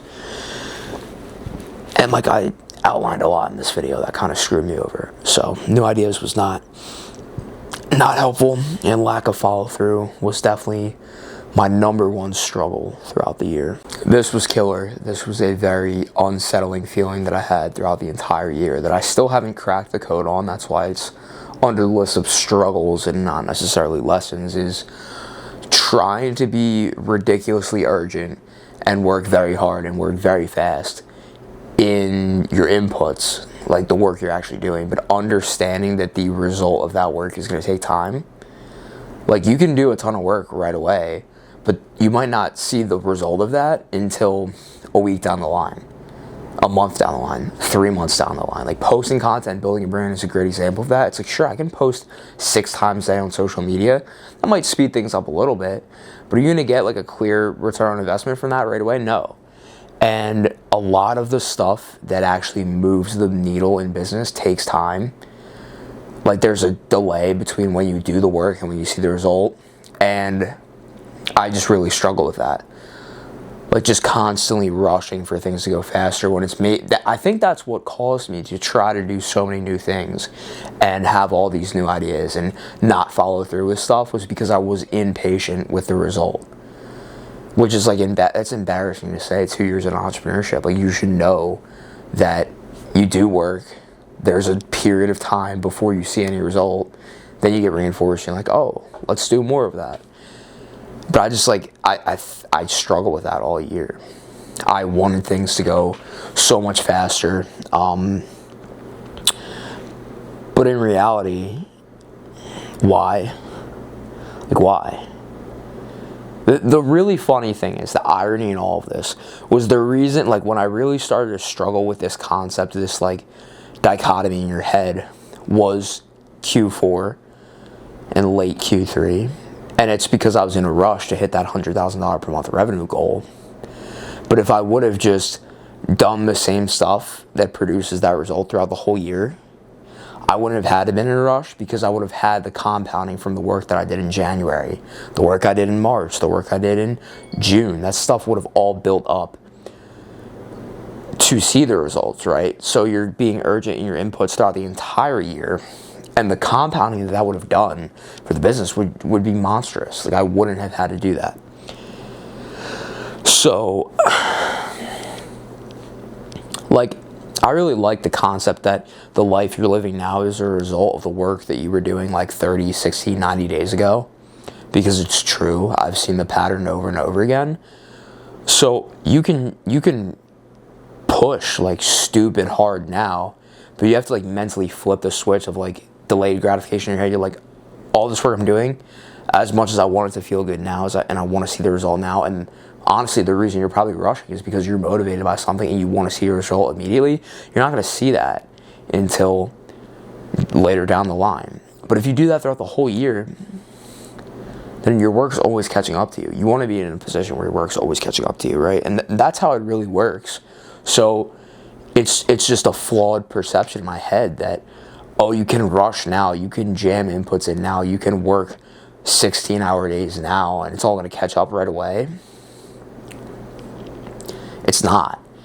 And I think that caused me to really question myself. It's like, am I not working on the right things right now? When there were so many times throughout the year where I was doing the right stuff, but I wasn't seeing results right away, and I should have just waited. I should have just been like, hey, like, this takes some time. That's okay. You're gonna figure it out. Like, that probably would have saved me this whole year. I probably would have had significantly better results this year. So I started this section by saying I don't think I fully understand, but now I do. I think I just talked myself through it, because if your work's always catching up to you, right, you're always working towards that next thing, you never have to worry about immediate results, because you're getting results from just being consistent with your inputs over time. Like, it's compounding. So yeah, that would have saved me a lot of pain this year. And I really do think that that's kind of the exact reason I got off track. I wanted everything to happen immediately, so I was questioning what I was doing. Why isn't this happening immediately? When in reality, I was doing the right thing. And I just got off track a lot over time. So that sucks, but those are the two main struggles. There's a couple too, like, micro things that, like, I just find interesting that I wasn't good at, right? So, like, launching things for some reason, like structured promotions where it's like, oh, a limited time offer. I never make any money on those. Like, it's come to my realization, I've run all these, like, offers that I thought would bang. We never get sales. Like, we get sales, it's not like we have the inability to get sales. But when I do, like, a one-to-many promotion, it just never lands well with my audience, and I don't know why. It's not a brand thing, because, like I said, we get inbound customers all the time. Like, we have a positive brand. People choose to buy from us, but they don't choose to buy from us from these, like, limited time offers. Like, I've done so many of these throughout not only this year, but, like, my business career in general, and I've never been good at them. And I don't really know why, so that's kind of like a nut that I'm trying to crack this year. It might be an offer thing, like maybe my offers are terrible, maybe I'm not doing enough promotion leading into it. I don't know. But it's astonishing to me. Like, we just can't, like, if we push something hard for, like, a certain amount of time, we never really get results from it. Like, we're not a limited time offer type of company. And maybe I almost do them too much, but I don't think I do. Because I don't know. Because each time, maybe it's too much. Each time I've, like, tried something new, because the previous one has never worked. But I don't know. It's weird. A lot of businesses, like, make most of their money off of quick promotions. We never get sales from quick promotions. Like, it's a very simple thing. It's not like a huge deal or whatever, right? Because you can definitely have a sustainable business without doing that. But, like, those are nice ways to inject a lot of cash in the business. And when I was looking over my year, I'm just like, you know, like, what went wrong this year? I'm like, dude, I try to launch all these different things, and we just never really, like, did that well from them. So, interesting, and definitely something I'm trying to crack this year. What else? Oh, yeah. Losing sight of what matters. This could be a really deep one or a really simple one. Yeah, dude, I just got way off track, like, especially the end of the year, because, like I said, I was rushing to try to hit this goal. Yeah, I completely lost sight of what matters. And, like, in my company, the main thing that matters is our customers are happy. Like, that comes above everything else. And totally towards the end of the year, I got more focused on sales-based activities than customer-based activity, because I was kind of, like I said, I was stepping out of the actual fulfillment. So I'm like, I don't even need to worry about the fulfillment. This is no longer a task that concerns me. And, like, even though I'm not actually fulfilling, it's still something that concerns me, because it's my fucking business. I'm the CEO. So I need to be making sure that everything that's getting fulfilled is, like, good, right? So although I'm not in the weeds, actually, excuse me, mushroom coffee is getting me. I'm gonna take another sip. It's cold again. complain about that for no reason. Now it's cold. Now it's happening. Damn, I'm being attacked. I'm being attacked by the mushroom coffee right now. Jesus. What was I saying? Shit. Yeah, I got way too focused on like selling new customers when like there would be customer projects hanging over my head. But I'm like, nah. They'll just magically get solved, right? I'm gonna work the pipeline, bro. I'm gonna call the pipeline, make some ads, do all this stuff. It's just like none of that. New customers don't matter if you're peeing all your customers out the back door. You're pissing out customers, bro. They're leaking. Got a bad prostate. That's a terrible analogy. But you should never be focused on new acquisition, like, when there's customer stuff to fulfill on it. Like, although I'm not the one necessarily doing it anymore, and that does cause for some slower timelines. Like, there were certain things where, like, no one was tending because something got messed up or whatever. And it was my job, realistically, to step in and handle it. But I was just like, nah, I don't do that anymore. That's not my concern. I'm worried about driving revenue and making sales. Nah, dude, you should be worried about keeping your current customers happy. So I definitely lost sight of what matters throughout the year, like, multiple times. It's like focus. It ties into focus, too. So, yeah, it was kind of like sickening to realize that. I was like, damn, like, I've put my current customers mildly on the back burner when that's something I swore I would never, ever, ever, ever do. But I got shiny objects and I'm like, sales. And it's so much more fun to just be able to sell and market all day, and I really enjoy it. But sometimes I have to, like, step in and deal with customer stuff and make sure that they're cared for, because, like, it's my business. It's my business. I have full responsibility for every function of the business, not just driving new revenue. So, yeah, those were all things that I did not really do well this year. So, yeah, I think that's it for the struggles section. But it's a shame, dude. It's a shame because almost all this stuff, like, there are things I knew, so I don't know why I had to go through the struggle of this year to, like, learn them again. I think I just genuinely, like, this whole entire year, I made everything so overcomplicated. I really did. Like, that's what killed me this year. I was too focused on new, and there are only so many things that matter, right? And if you're getting all over the place worrying about the wrong things, then you're never going to progress. But you live, you learn, and that's why I do think that I'll be able to do significantly better this year, because I have spent this past week reflecting on the fact that, like, this is my reality, and I'm facing the fact that I kind of handled this year relatively poorly in a lot of different ways. And that sucks to, like, look into this camera right now and say that, but I wasn't as good as I could have been.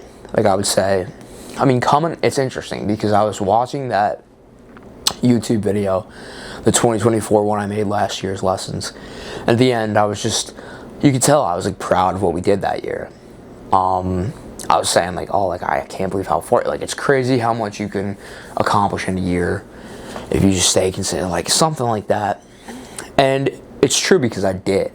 Like, materially, we started the year doing $1,000 a month. By the end of the year, we were doing $11,000 per month. Like, that's a big change, right? This year, I just don't feel that way. I don't feel proud of what we did at all this year. I'm excited because we, like, learned that, like, there are a lot of things that actually did develop about the business, even outside of the numbers and the revenue growth. But as far as the actual growth, like, tangible stuff, very underwhelming, very disappointing. Like, a business my size should not just be doubling. Like, it's absurd. So, God, am I walking into this booby trap? I guess I am. We're going to do $1 million in revenue this year. We're going to nearly 10x the business. And I have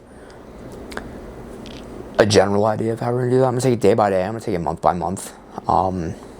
I know what we need to do in January to set us on that track, so that's kind of what I'm focused on right now. But yeah, we're going for 10x growth this year, because what's the point? Why not? And I think that after realizing everything I've realized throughout creating this video and reflecting on what went well this year and what didn't go well, I know what I need to do to get there.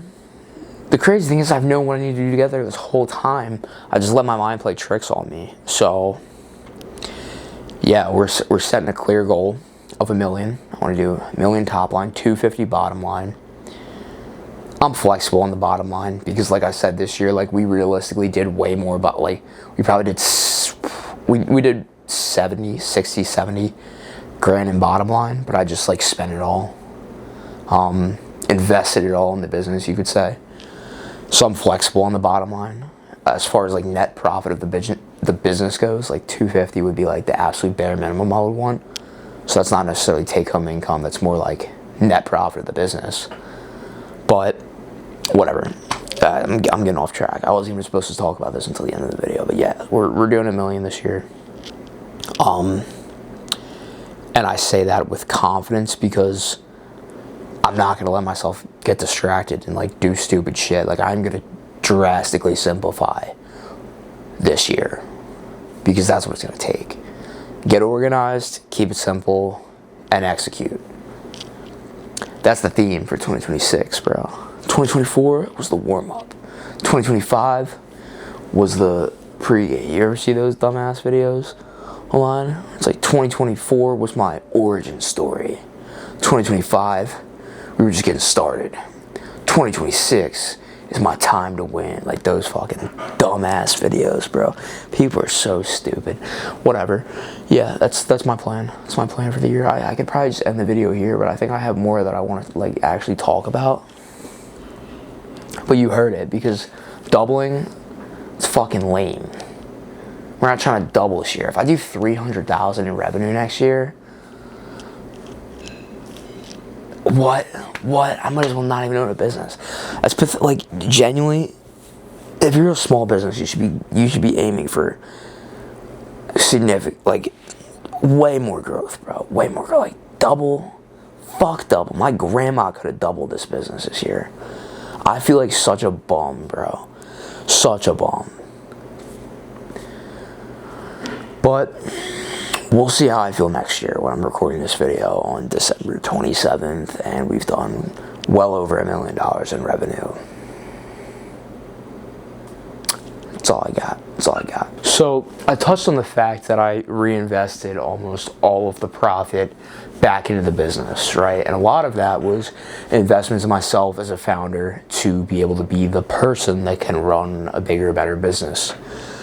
So let's talk about that, right? What did I spend my money on? I said $30,000 plus in education, which is accurate. So the first thing that I dropped the fat penny on, naturally, of course, was the Hormozy upsell with his book launch. This was a no-brainer, right?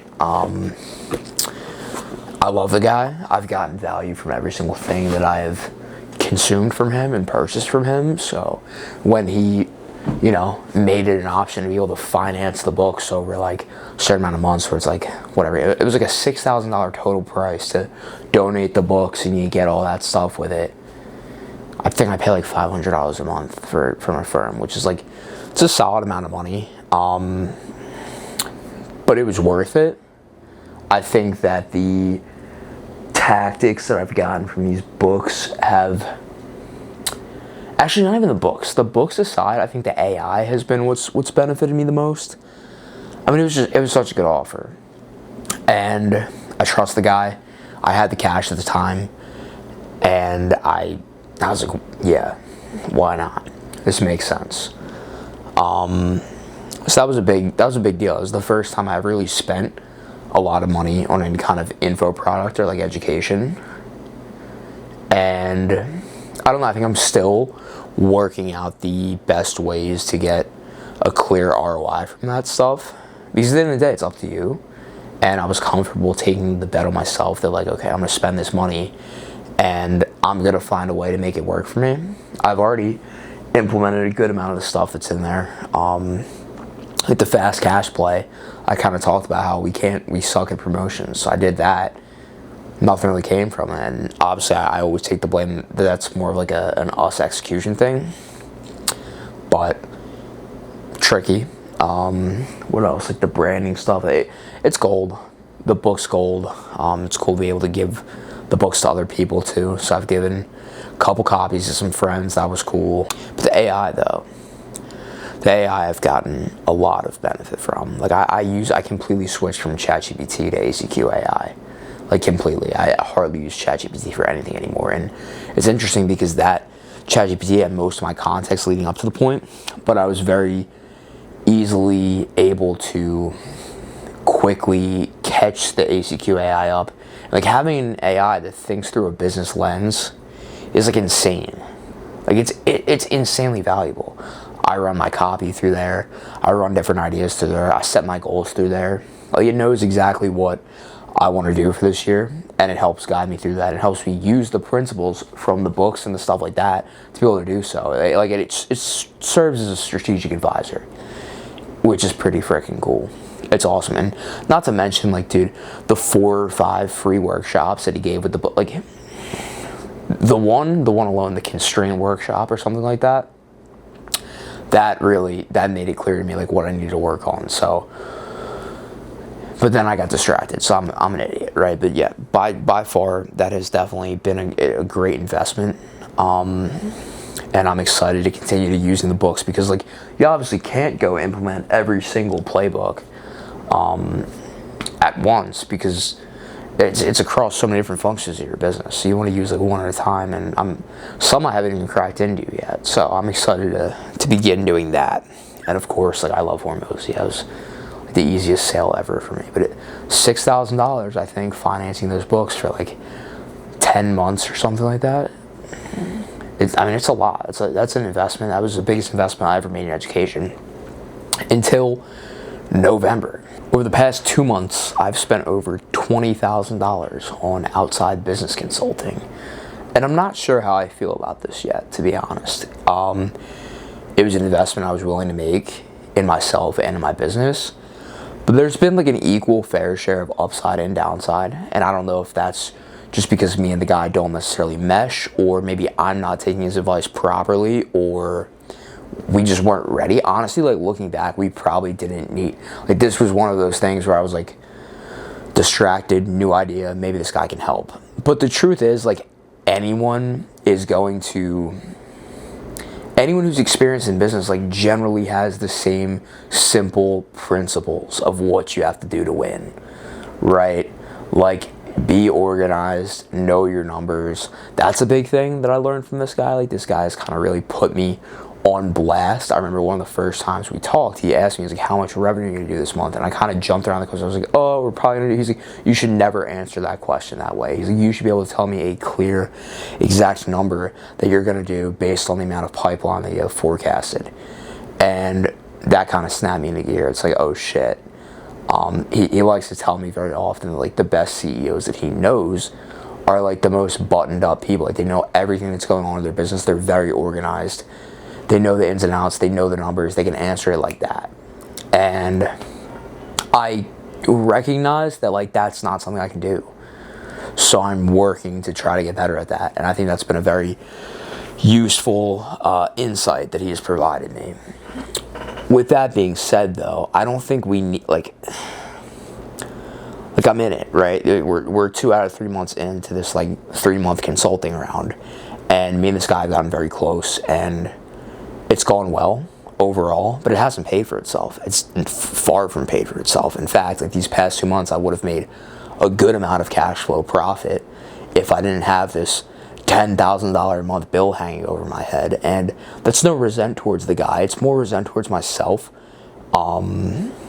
as far as not knowing like what it was gonna, like, you need to, like, cash flow.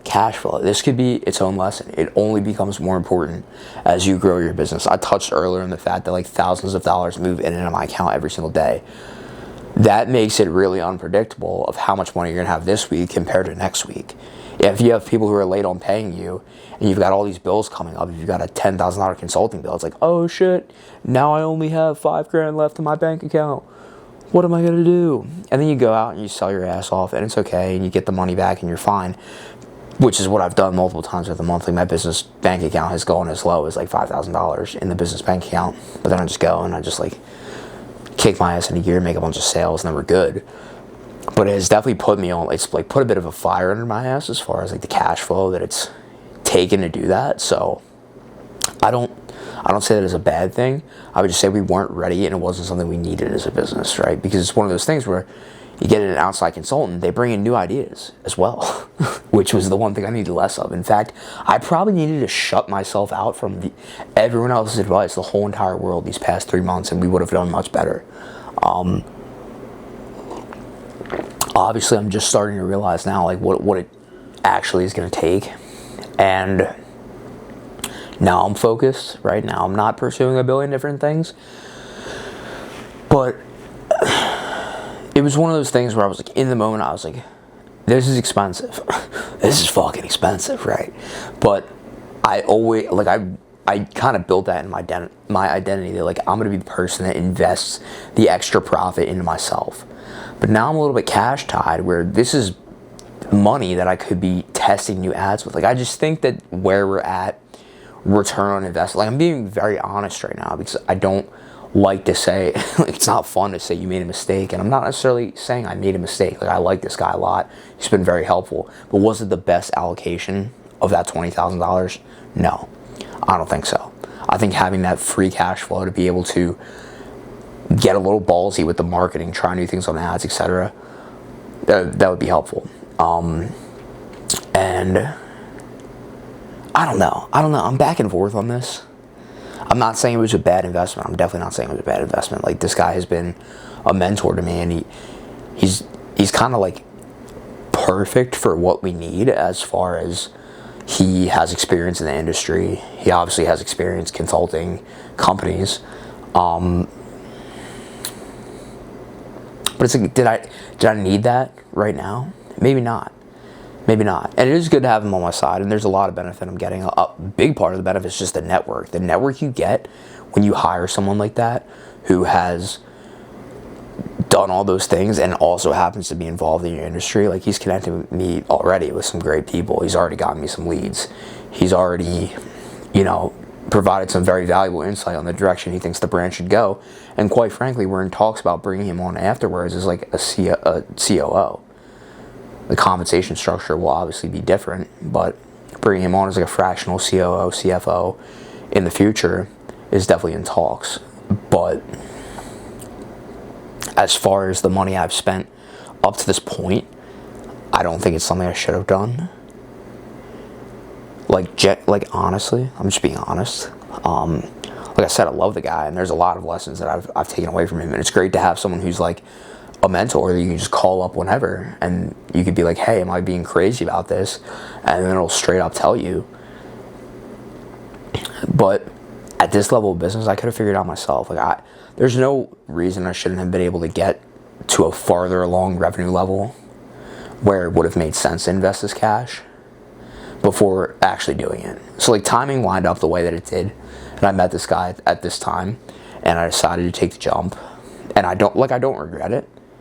I'm not saying I regret it, but it definitely wasn't the best use, right? So looking back, that's something I probably would have changed. And we'll figure out, we'll see how it plays down the line. Like, maybe 3 months from now, this guy's my CEO, we're kicking ass together, and I look back and realized that everything we were working on now was just to get everything in place to be able to scale that next level, which is like what he's focused on. He's telling me, he's like, Jack, like, you have to get the foundation right first.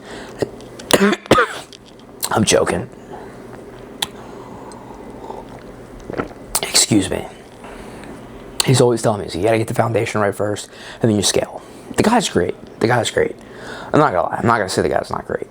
He's very helpful, and it's been good working with him.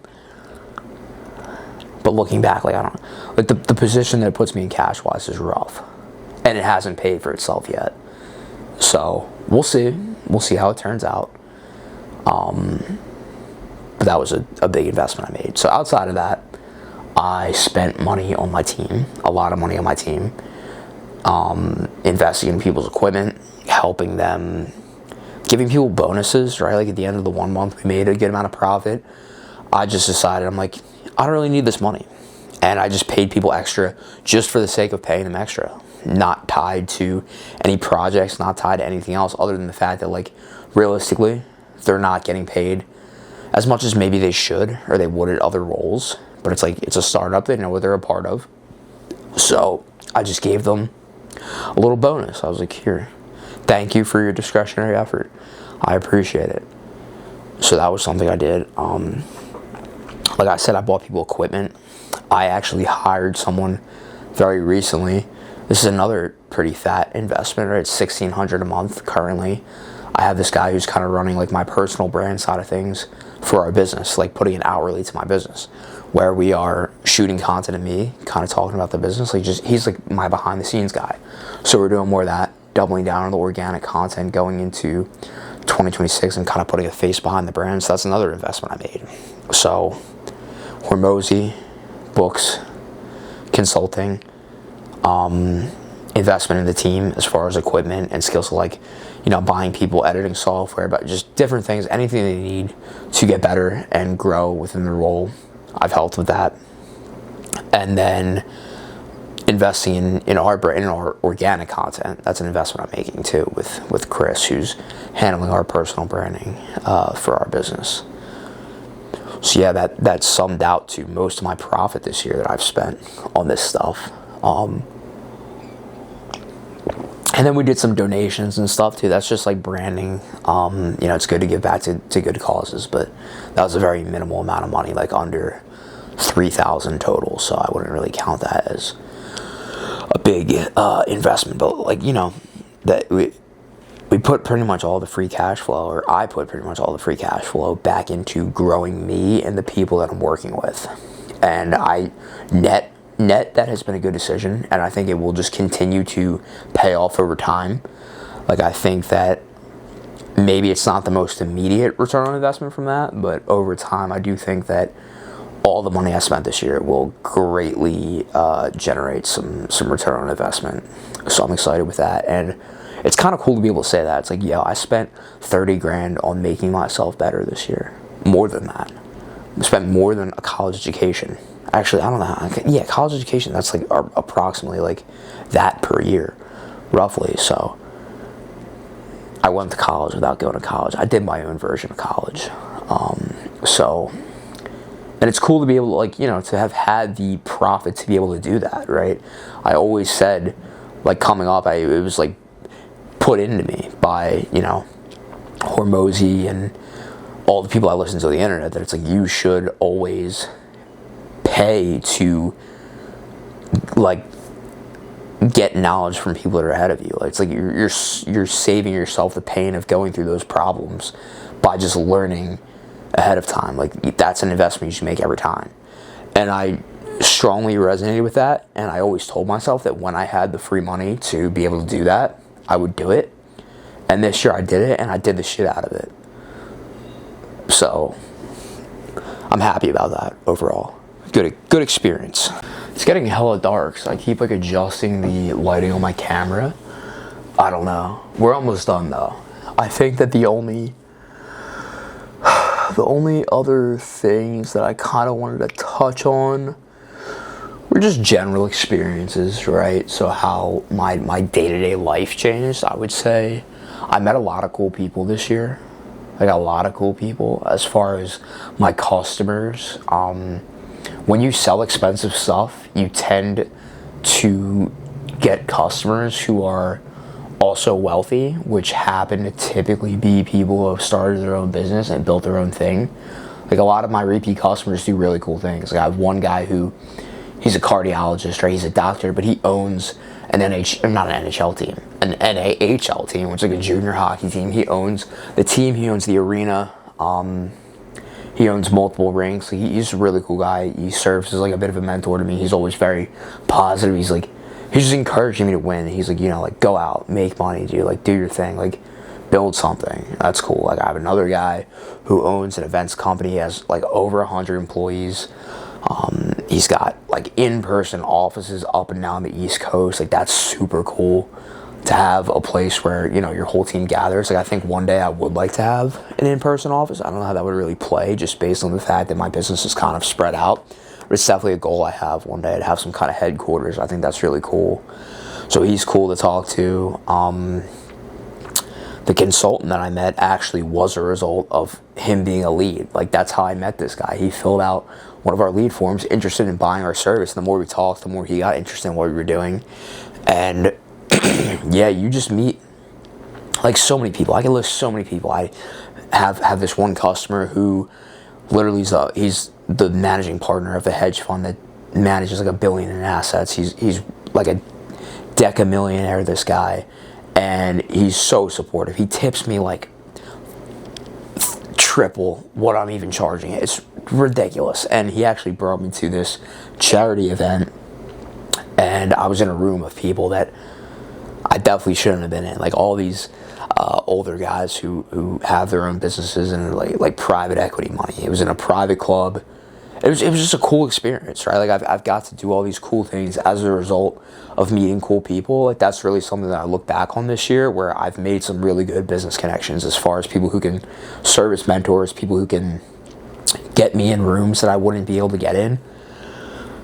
Like, you know, I know a guy now, right? Like I know a guy, I'll call the guy. Here I go doing this thing again, where it's like supposed to be like the phone thing, whatever.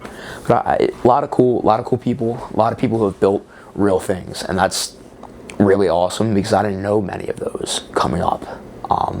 So it's been cool to see, and especially get customers who are like that. Outside of that though, even just not on a business level, I've met a lot of cool people. Like the gym that I go to, I love my gym so much. Like it's one of the things that I look forward to most in the day is going to the gym. And it's not just to train. Like at gyms previous, I was just excited to go and train and have a good workout session and not talk to anyone. Now I go to my gym and it's like, I go there, I do my business, but I have like all these friends. Like my gym is like, I can genuinely say like I have a lot of friends at the gym. It's really cool. Even the owner, I talk to the owner all the time. There are multiple people there that do their own business and they own their own things. And, you know, I've kind of benefited both on like the friendship and the business side of things, meeting those people. But like, I talk about business with the gym owner, the guy I go to, like all the time. And it's a ton of fun. It's super cool to, you know, have like a place like that you get to go to every day. And you get to talk to people that are all somewhat generally interested in the same things. They're interested in improving themselves. If you're in the gym, you probably care about improving yourself. So I've met so many cool people from my gym. It's been a great experience, and it's like a newer gym. Like I haven't been going there forever, so that's why I add that into this video. And I think I've also gotten a little bit more like out of my comfort zone, just talking to people, like just making friends, and it's been pretty cool. It's been definitely a highlight of the year. Like when I think back, I'm like, all right, what are some cool things that happened this year? Like I got very involved in the gym community side of things, and then obviously meeting people in business. That was cool. So my dog died this year. That was sad, but I think that a takeaway that I have from that is like I wasn't like, sure, I was emotional. I cried. It was sad. But I spent a lot of intentional time with him like the year leading up to that, because I knew like my dog was getting old. And I made a conscious effort, like every time I was with him, to like pet him or to like give him an ice cube. He used to eat ice cubes. He loved ice cubes, right? Fucking weirdo. But I would just always like, whenever I saw him, I would just like be gracious that grateful that he was there in some form or another. So whether that was like consciously just like looking at him and being like, this is cool. Like I don't know how much time I have left with this guy, but like it's cool that he's here. Or just petting him or something like that. And I recognize that as like a positive thing. It's like as sad as it was that he passed away, I'm not regretful in any form because I spent good intentional time with him. And I think that's a lesson a lot of people can take away from it. It's like people only miss things when they're gone. It's like you don't take into account that like everything and everyone that you're with is only here for a limited amount of time, and you just let it pass by with no form of like consciousness. And I'm just really glad that I didn't do that. And if anything, it was a reinforcement to be more conscious and grateful throughout every interaction that I have, right? Because it's definitely something I struggle with, like being present when you're trying to scale a company. And it's like, holy shit, you're gonna be present, you're gonna stop and smell the roses boring, but you kind of have, like in your personal life, you kind of have to, because people aren't here forever. So it's important that you, and do I sacrifice my friendships like significantly? Do I sacrifice my family relationships significantly? Do I sacrifice any like extracurricular, like fun activity, like things that would otherwise bring me joy instead of working? Like, do I sacrifice all of that for my goals? Yes, absolutely. Is that something I regret? Maybe one day I will. And this is the priority now. But I don't let that just completely wipe me from the fact that like the people that I see every day aren't going to be here forever. So even though I'm not, seeing them all the time, or maybe I'm kind of an absent friend, and maybe I'm not answering people or reaching out to people or making intentional time to hang out with people, whenever I do see them, I make it like a very conscious, I'm choking, I don't know what's going on with me, a very conscious effort to appreciate them and appreciate that time. Because like I said, like I'm busy. Like I might see this person once and then never see him again. So I think the passing of my dog reinforced all that. It was a reminder for all that. So I think that was a kind of a formative experience throughout the year. The last thing that I want to talk about is this idea of holistic confidence. Just the idea of being confident in every facet of your life, in every single scenario. Like you walk in, you're confident. It's confidence regardless of the scenario, essentially. And the reason I came across this idea is because I realized that I don't have it.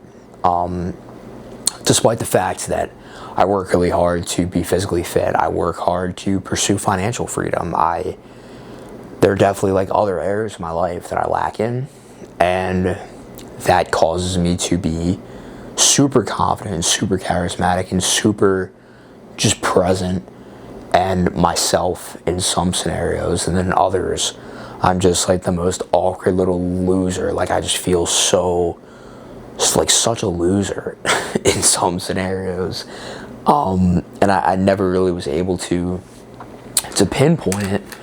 But recently I realized it's because I'm not confident in all areas of my life, right? I think the triage is like physical, financial, and social. Like I think that that's the real triage of confidence there, and I lack the social side of things a bit. It's not that I'm socially awkward or anything like that. I mean, in some scenarios I definitely am. It's not like I'm uncomfortable around. Yeah, maybe it is. Maybe I am just uncomfortable around other people because I think it's that I feel insufficient outside of certain, like if people don't know certain things about me, I feel insufficient. Does that make sense? It's like if they don't know that I have my own business and I'm making this amount of money, and if they don't know that I have these size biceps and I can bench this amount of weight and I take care of my diet and all this, it's like if they don't know those things about me, I feel like I'm nothing in a way. This is getting deep. This is getting deeper than I thought it was going to. But it's like I'm confident in certain parts of myself, but I'm not confident as a whole, right? And I had a couple formative experiences that caused me to realize this. I talked about in the last section, the connecting with people section, I talked about how I was at that private club, that banquet, and I was just surrounded by a bunch of like older, intimidating guys who were financially successful. But like in that room I was nothing. Like they didn't even like look at me or acknowledge me. I was just the guy. I was just some random young guy that was there, right? Who didn't even bring a jacket, and the club had to give me a suit, right? And I don't know why, but I just felt so uncomfortable, and I realized I was like, the reason I'm uncomfortable is because I'm not confident as a person. Like my confidence is fully dependent on the scenario. Meanwhile, in like the gym, when I've got my arms out or something like that, I can talk to anyone. And that sucks, kind of. Like, it's something that I want to work on. But it was just like a realization that I had this year. I didn't think I was going to bring this up. Am I going to bring this up? I did take a solid 2 minutes of deep breaths, but I've decided that I am going to bring this up. I ran into my ex-girlfriend the other day, and the reason this is formative is because when we broke up, like, that was kind of a big reason that got me into developing myself as a person and, like, pursuing financial goals, you could say, and just trying to, you know, going extra hard in the gym, learning how to make money. Like, just, it's when I kind of completely turned my life around, and it was because of that negative motivation that I was like, I don't feel like I'm enough, and I need to change that. And it's interesting because when I ran into her, just completely random, out of nowhere, I still didn't feel like I was enough. And it kind of shook me, because the whole, like, you know, the whole, like, villain arc, you know, fantasy revenge scenario I've always had in my head was like, one day I am going to run into her, right? I am going to run into her, but that day I'm going to be, you know, like, jacked and handsome and wealthy and driving my nice car and having achieved all this, right? Like, that was the like hypothetical fantasy scenario in my head, and like I wanted to one day, right? But I wasn't ready to see her then, and I just felt like, damn. Like, sure, like, you know, she asked about what I was doing. I told her, like, you know, I got a business, like, all that stuff, and like, she thought that was cool, and I was like, I don't think that's cool. Like, fuck, I don't even think that's cool. I feel like such a bum right now. And, you know, this ties into the holistic confidence thing, because it's like, despite the fact that I'm, like, working to pursue these things, it just takes so long. Like, me and this girl, this was 3 years ago. 3 or 4 years ago, something like that. Around 3. It was like 3. And that's when I kind of started everything, right? Like, got my shit together, you could say. And I expected to have more material things to show for her. And it's not like she would even care, right? It's not like that. It's not like, oh, look at Jack. Like, Jack's doing his thing. Like, oh my God, I'm missing out on so much. It's not like that. But it's about me. It's about the way I feel. And, like, I wanted to feel a lot better about myself when that time came, where the inevitable, like, just happened to see her, right? Like, I thought I'd be a lot more of a man. This is a gloomy ass way to end this video, right? But I say all that to say, becoming confident in all areas of my life is something that I really want to optimize for this year. So I guess that ties into let's wrap it up, right? The two goals, not two goals, the two non-negotiable things that I'm going to achieve this year are, we're going to do $1 million in revenue, because we fucking can, and I know what it takes to get there, and I just need to, like, not have a billion new ideas, and I'm going to do it, right? I just need to execute. So we're going to do that, and I'm going to step on a natural bodybuilding stage, because it's something I've wanted to do for a while. Like, I've toyed with this idea of doing a prep and competing in bodybuilding, but I was always, like, too fat, or I was like, shit, like, I have way too much to lose, where it's not even something realistic that I can prep for now. But I've gotten to a point where, actually, one of the investments I made in myself this year was I hired a coach. I hired an online bodybuilding coach, and we've been working together since, like, July. So we did a long cut, or I went from, like, 200 to 180, and now we took a little maintenance break, and with the holidays, I definitely got a little fat again, so we're back up to like 190, but it was like a maintenance break, you know, it's a good reset, get some carbs in the system, and now we are going to start a prep. So I'm going to step on stage. Ideally, the date in mind is May, but it's cool. Like, I think that, because I really contemplated this when I, you know, like, doing a bodybuilding prep's no joke. Like, you have to be dialed in if you want to do well. You have to, you know, hit your macros every single day. There's no room for cheat meals. There's no room for missing your cardio. You have to do all that stuff. And I was like, this is going to hurt my ability to run my business. Like, it's not, you know, it would be optimal if you could just eat whatever you want, sleep as little as you want, and not go on the treadmill, right? And be fit. Like, that would probably be best for the business because you just work that much more. But then I centered back to like the idea of holistic confidence. And I thought about like, is this something that I really want to do? Because sure, I can continue to pursue like getting fit and not necessarily do it in a competitive way. But it's like, I'm looking at flashbacks from like 2 years ago, and I was talking about how I wanted to do it. It's like I've been just talking about this for so long. And over that time, like my physique has gotten better. So it almost just makes more sense to do it now. But it's really about the holistic confidence thing, right? So I'm going to do that. I'm going to prove to myself that I can do it while running and scaling my business. And it's going to feel better. Like, you feel better when you're on a diet. You feel better when you're training consistently. And I'm going to feel a lot better at fucking 5% body fat, stepping on a bodybuilding stage. Obviously, you can't maintain that for forever, but I think that's a step. And like I touched on the fact that like the gym's already something I'm confident in, but like I think it would be more than that. It would be more than the way I actually look, and it would actually build mental confidence like in myself. Like, being able to do that while balancing growing a business. It's like, it's not ideal for my business. It's not.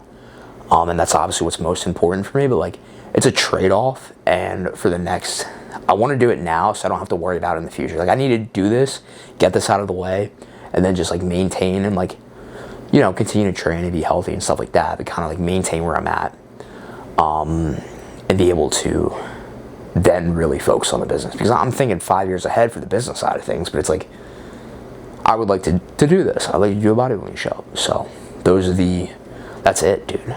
That's it. I'm not even gonna keep talking. This has been a fucking ride of a video. It's gotta be probably like an hour and a half long video. I don't even know. Nobody's watching at this point. But if you are, I think I dropped a lot of stuff. Honestly, this is more for me in 5 years. Are you buying rinks yet, bro? Are you doing private equity? You start buying rinks? Are you even in Puck Pro anymore? Even in the hockey industry? I would hope so. How's AI? You got AI cameramen yet? Funny stuff.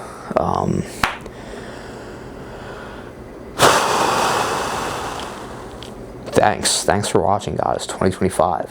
What a year. Very formative year, I would say. Obviously, I didn't achieve the things that I wanted to financially, like just on like a tangible results basis, but I do think I learned a lot this year, like business-wise and life-wise. Like the past 20 minutes of this video have been fucking brutal, just dropping brutal life insights that I didn't think I was going to open up about, but shit, we did it anyway. So that's it, dude. That's it. $1 million in revenue and step on a bodybuilding stage. If I do those two things this year, I'm happy. So yeah, thanks for watching. I hope you enjoyed this video, and subscribe for the journey. Fucking crazy video, dude.